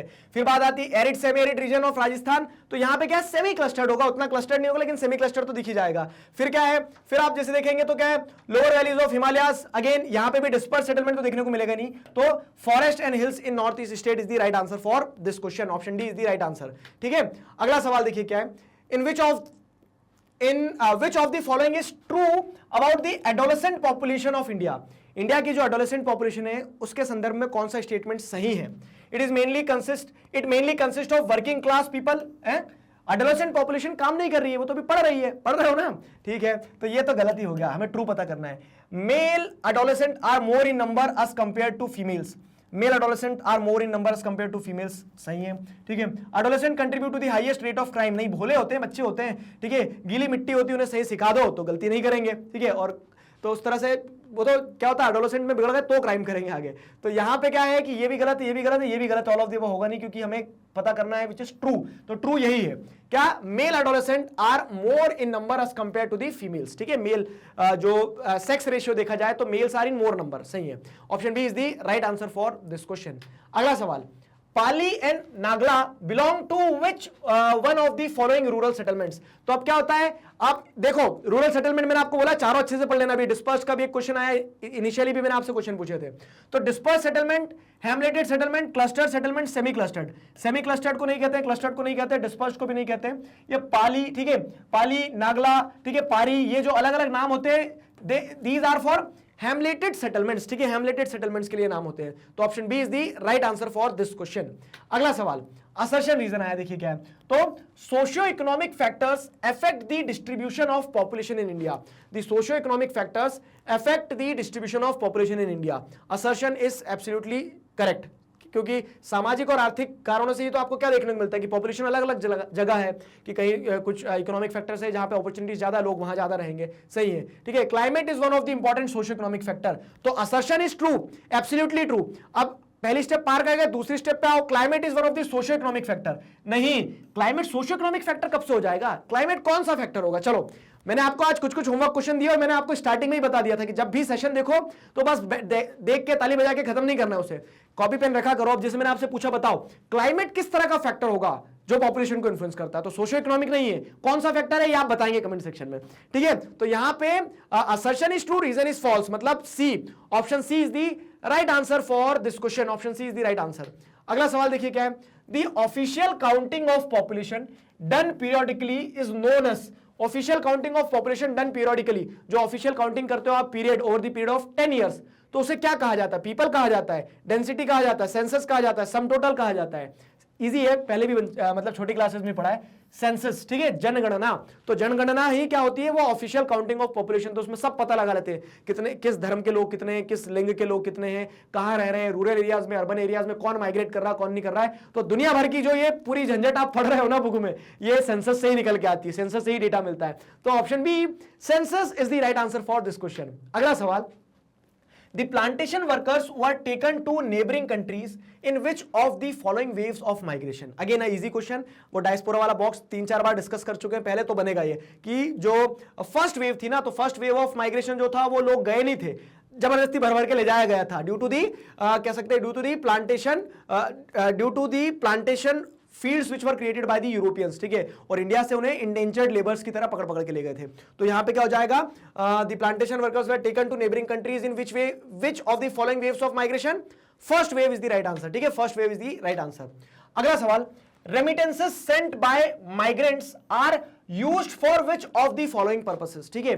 तो जो रेमिटेंसेस पहुंचाई जाती है माइग्रेंट्स के द्वारा कि लो भैया, ठीक है, ये पैसा मैंने पहुंचाया भी, बताया था मैंने कि माइग्रेंट्स सेंड रेमिटेंसेस, ठीक है, वो क्या करते हैं, जो वहां कमाया वो पहुंचाते हैं। अब उन्होंने तो पैसा पहुंचा दिया, उस पैसे का क्या इस्तेमाल किया जाता है, पेइंग डेट्स, ठीक है, paying debts, treatment, marriage, all of these. तो अब देखो कहानी जोड़ो कि पिता के ऊपर बहुत ज्यादा कर्ज था, बेटा बाहर जाता है, दूसरी जगह काम करता है, अपने वहां से पैसा कमाता है और फिर पहुंचाता है, पिताजी कर्ज मुक्त हो जाओ। तो पेइंग मतलब पेइंग डेब्ट्स भी एक कारण होता है, सही बात है। ट्रीटमेंट, पिताजी बीमार थे तो बच्चे ने वहां से पैसा पहुंचाया ट्रीटमेंट के कारण, मतलब ट्रीटमेंट में भी यूज किया जाता है इन रेमिटेंसेस का। मैरिज, ठीक है, तो मैरिज की अगर हम बात करें तो मैरिज में भी वो इस्तेमाल किया जाता है, ठीक है, मैरिज में भी इस्तेमाल किया जाता है। अगला, ठीक है, ऑप्शन डी, मतलब all of these should be the right answer for this question. आगे बढ़े, अगला सवाल देखिए। अगला सवाल क्या है, what is the most important component to make watershed development successful. Watershed development को सबसे ज्यादा सक्सेसफुल बनाने के लिए मोस्ट इंपॉर्टेंट कंपोनेंट क्या हो जाता है, गवर्नमेंट के द्वारा फंड मिलना, हाँ सही बात है, ठीक है, पीपल्स पार्टिसिपेशन, प्लानिंग और वॉलंटरी लेबर। तो देखो प्लानिंग भी जरूरी है, गवर्नमेंट से पैसा भी जरूरी है, पीपल्स पार्टिसिपेशन भी, वॉलंटरी लेबर भी, ऑल ऑफ द अबव तो कहीं दिख ही नहीं रहा है। अब ऐसी सिचुएशन में जब आप फंसोगे ना कि जहां चारों सही लग रहे हैं, लेकिन क्या होता है, लगाना एक ही सही होगा, वहां पे चारों सही लग रहे हैं, उससे क्या होता है, तो क्या पूछा है, मोस्ट इंपॉर्टेंट कंपोनेंट। तो मोस्ट इंपॉर्टेंट ये होगा कि जब तक जनता अपने ऊपर भार नहीं उठाएगी, people's participation is very important to make a watershed development successful, ठीक है, तो people's participation is very important, fine. तो option B is the right answer. अगला सवाल देखिए क्या है, हाँ जी, मैच द फॉलोइंग आया। मैच द फॉलोइंग मुझे बहुत अच्छे लगते हैं, और ये अच्छे वाले मैच द फॉलोइंग मतलब क्या है कि आपको एक कड़ी पकड़ना है, 110% जिस पे श्योर है उसे पकड़ो, वहां से थ्रेड पकड़ के आगे बढ़ेंगे हम, ठीक है। तो देखो क्या दिख रहा है यहाँ पे, match the column 1 with column 2 and choose the correct options with the help of given codes, ठीक है। तो यहां क्या दिया, गिवन कोड्स ये दिए और ये फंक्शनल स्पेसिफिकेशन दिया है। अब इसमें 100% मुझे पता है शिमला जो है ना, शिमला किस में आ जाएगा, शिमला टूरिस्ट टाउन एक, ठीक है, शिमला का तो टूरिस्ट टाउन मिल गया, एडमिनिस्ट्रेटिव भी हो सकता है लेकिन टूरिस्ट ज्यादा है, एडमिनिस्ट्रेटिव कहीं दिया ही नहीं है।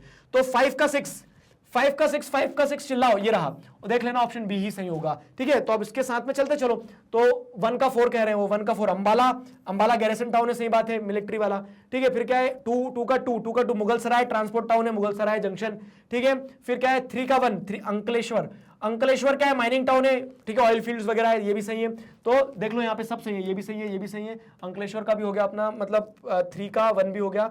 4 का 3 आपको दिख रहा है यहाँ पे, अलीगढ़ का एजुकेशनल टाउन, सही बात है, अलीगढ़ मुस्लिम यूनिवर्सिटी हो गया। फिर सहारनपुर जो है कमर्शियल टाउन है। तो इस तरह से क्या होगा, option B should be the right answer for this question, option B is the right answer for this question. हाँ जी, अभी आ गए ग्राफ बेस्ड क्वेश्चन, तो कुछ ग्राफ बेस्ड क्वेश्चन यहां भी लगाए मैंने, देखो। तो इस तरह से वैसे तो हम क्या करेंगे, मैराथन सेशन जो होगा ना हमारा, उस लाइव मैराथन सेशन में बहुत सारी चीजें डिस्कस कर लेंगे, और बाकी कुछ प्रैक्टिस यहां पे हो जाए जरा। देखो क्या, who dominates migration pattern in all 4 streams. All 4 streams जो है, ऑल 4 स्ट्रीम्स मतलब क्या है, rural to urban, urban to rural, urban to urban. इन चारों स्ट्रीम्स में डोमिनेट कौन करता है माइग्रेशन में, कौन डोमिनेट कर रहा है, देखो। तो males, females, both of these, none of these. तो यहां जैसे देखा जाए तो देखो, ये फीमेल के लिए डार्क कलर है और मेल के लिए क्या है, ठीक है, मेल के लिए आपको क्या देखने को मिल रहा है यहाँ पे कि ये जो लाइट कलर है, फाइन। तो कौन डोमिनेट कर रहा है माइग्रेशन में, तो rural to urban, urban to rural, हर जगह रूरल टू अर्बन में बराबर है, अर्बन टू रूरल में फीमेल डोमिनेट करी, यहाँ पे भी फीमेल डोमिनेट करी। तो ऑप्शन यहाँ पे फीमेल्स कहां दिया है, फीमेल्स जैसे देखें B, option B should be the right answer, ठीक है, option B should be the right answer for this question, ठीक है, ऑप्शन बी, फीमेल्स डोमिनेट करी ना, फीमेल्स डोमिनेट कर रही है, देखिए ये फीमेल्स डोमिनेट कर रही है, फीमेल्स डोमिनेट कर रही है, फीमेल्स डोमिनेट कर रही है। तो इस तरह से जैसे देखा जाए तो female should be the right answer for this question, ठीक है। आगे बढ़ते हैं, अगला सवाल, who predominate the streams of rural to rural migration. Rural to rural migration में तो दिखती बात है फीमेल ही डोमिनेट कर रही है, तो विमेन, तो विमेन की अगर बात करी जाए तो ऑप्शन बी, ठीक है। ये देखो ना कितना बड़ा डिफरेंस है, तो मिलियंस में अगर माइग्रेशन की बात करें तो विमेन जो है तो रूरल टू रूरल में अधिकतर, और कारण वही मैरिज, ठीक है। Most of the intra state female migration is related to intra state मतलब क्या होता है, देखो जैसे कि ये एक स्टेट है, ये एक स्टेट है, तो अगर दोनों स्टेट के बीच में माइग्रेशन हो तो इंटर स्टेट, जैसे इंटर हाउस कंपटीशन होता है आपके स्कूल में, लेकिन इंट्रा मतलब क्या है कि वो स्टेट के अंदर ही अंदर माइग्रेट कर रहे हैं एक गांव से दूसरे गांव। तो most of the intra state female migration, ठीक है, तो ये रूरल टू रूरल मान के चले हम, female migration is related to jobs, marriages, forced migration, none of these. तो मैरिज होगा, ठीक है, यहां पे शादी के कारण ही मूव करते हैं, तो marriage, option B is the right answer for this question. अगला सवाल देखिए क्या है, why do men migrate from rural to urban areas. Rural to urban areas मतलब ये रूरल है, इस रूरल से अर्बन एरिया में मेल जो होते हैं वो क्यों माइग्रेट करते हैं। तो मेल क्यों माइग्रेट करेंगे, ठीक है, मतलब ये तो मेल फीमेल का है, कुल मिला के ये है कि रूरल से अर्बन जो है, तो रूरल से अर्बन माइग्रेट क्यों करते हैं, for jobs, for education, for better opportunities, all of these आ गया, हमारा काम आसान हो गया, क्योंकि देखो सारी चीजें, एक मेल जो होता है फैमिली से निकल के, गांव से निकल के शहर क्यों जाता है, काम करने के लिए, हम भी आए, ठीक है, फिर क्या है, फॉर एजुकेशन, दिखती बात है, हम भी आए पढ़ने के लिए, फॉर बेटर अपॉर्चुनिटीज, ये भी दिखती बात है, तो all of these, option D मतलब किधर, rural to urban, option D is the right answer for this question, ठीक है, all of these, option D is the right answer for this question. अगला सवाल, विच रेवोल्यूशन, हाँ ये क्वेश्चन अच्छा आया, विच रेवोल्यूशन मतलब ये ग्राफ बिना देखे भी बन सकता था, देखो, तो which revolution was successful because of rural migration from eastern India to Punjab, Haryana and western Uttar Pradesh. मतलब आप ईस्टर्न इंडिया कहां, मतलब अब ईस्टर्न इंडिया किधर चले गए, वेस्ट बंगाल चले गए, बिहार चले गए, वहां से क्या हो रहा है, वहां से रूरल माइग्रेशन हुआ from eastern India to Punjab, Haryana, Uttar Pradesh, Punjab, Haryana, Uttar Pradesh में माइग्रेशन हुआ, क्यों हुआ, ठीक है, तो white revolution, green revolution, blue revolution, silver revolution, तो the right answer is green revolution. Green revolution से क्या हुआ, बंपर प्रोडक्शन हुआ। अब जब बंपर प्रोडक्शन हुआ तो उसके चलते क्या है कि फार्म लेबर्स की जरूरत पड़ी, तो जहां पे अनएम्प्लॉयमेंट था तो लोग वहां से अपनी जगह छोड़ के, जैसे बिहार हो गया, वेस्ट बंगाल हो गया, तो ईस्टर्न पार्ट से कहां जाने लगे, वेस्टर्न पार्ट में, मतलब पंजाब, हरियाणा, वेस्टर्न उत्तर प्रदेश में, तो option B is the right answer, option B is the right answer. एक और सवाल आया, किसका आया, जोड़ी का आया, मतलब मैच द फॉलोइंग में एक और आया। अब अगेन वही सिटीज आ गई है, तो सिटीज को हम वैसे ही सॉल्व करेंगे। 110% किस पे श्योर है, मथुरा हमें पता है क्या होगा, रिलीजियस टाउन होगा, ठीक है, बोलो कृष्ण कन्हैया लाल की जय, ठीक है, तो मथुरा रिलीजियस टाउन हो गया। 5 का 1 देखो, मतलब 5 का ये ना, 5 का 1 दो में है, ठीक है, अब निंजा टेक्निक नहीं चली, देखते हैं और अभी क्लोज आते हैं। इटारसी हमारा मध्य प्रदेश का है, मुझे पता है, इटारसी क्या होता है, एक ट्रांसपोर्टेशन टाउन की तरह हो जाएगा, जंक्शन है, ट्रांसपोर्टेशन टाउन, तो 2 का 4 देख लेना, यही होगा, शर्त लगा रहे हो क्या, यही होगा, ठीक है। अब 1 का 5 बता रहे, आगरा मिडिवल टाउन, सही बात है, आगरा किसके टाइम पीरियड में डेवलप हुआ, तो शाहजहां वगैरह के टाइम पीरियड में डेवलप हुआ, ठीक है, ये हो गया, और उससे पहले ही डेवलप होने लगा था आगरा। फिर अगर जैसे देखा जाए तो 3 का 4 बता रहे हैं, मतलब 3 का क्या बता रहा है, 3 बता रहा है, 3 का 3 रानीगंज माइनिंग टाउन है, सही है, Raniganj mining town, Udhampur garrison town है, ये भी सही है, तो 4 का 2, तो option C is the right answer for this question, option C is the right answer for this question. आया समझ में, option C is the right answer. चलो मतलब खत्म ही हो गया, ठीक है। तो देखो भैया, आज का ये सेशन जो था, आई होप आपने आज के सेशन में पूरा एक वो जो सुपर रिवीजन की हम बात करते स्टार्टिंग में वो कवर कर लिया है, ठीक है। I am really happy for you, ठीक है, मतलब अभी तक मुझे ऐसा लगता था कैसे मैं अपना बेस्ट नहीं दे पाया, लेकिन हाँ मुझे इतना कॉन्फिडेंस है आपके ऊपर कि आपने अगर दोनों एमसीक्यूज देख लिए, मतलब टर्म बुक 1 जो है, टर्म 1 के लिए जो आ रही है आपके जो 4 चैप्टर हैं, तो उसका जो कंपाइलेशन में एमसीक्यू बनाया, एक एमसीक्यू ये हो गया, मैप कंप्लीट करवा दिया, तो 15 30 और 5 35 नंबर का हमने सब कुछ कंप्लीट कर लिया है। अभी पिक्चर बाकी है मेरे दोस्त, ठीक है, तो एक बार हम लाइव मैराथन सेशन में और जो चेंज पैटर्न में पैसेज बेस्ड हो, ये सारे जो क्वेश्चन हैं इन्हें और डिस्कस कर लेंगे हम बहुत अच्छी तरह से। तो इन्हें जब डिस्कस कर लेंगे तो मिट्टी हमारी पक जाएगी एकदम, ठीक है, तो उस तरह से क्या हो जाएगा, मेरी प्रिपरेशन और कॉम्प्रिहेंसिव हो जाएगी। I hope you enjoyed today's session, ठीक है, इस वीडियो को देख के आपको मजा आया, आपने सारी चीजें कंप्लीट कर ली है, एक सुपर रिवीजन वाली जो बात है, अगेन आई एम रिपीटिंग, वो हो गया आपका, ठीक है। अभी चीजें खत्म नहीं हुई है, मिलेंगे लाइव में, ठीक है, तो आपके जो डाउट्स हैं वो ले आना उठा के, और साथ ही साथ एक बार फिर से सुपर रिवीजन हो जाएगा, सारी चीजों को एक बार समेट लेंगे। तो अभी के लिए signing off with this, together we can, we will, thank you very much.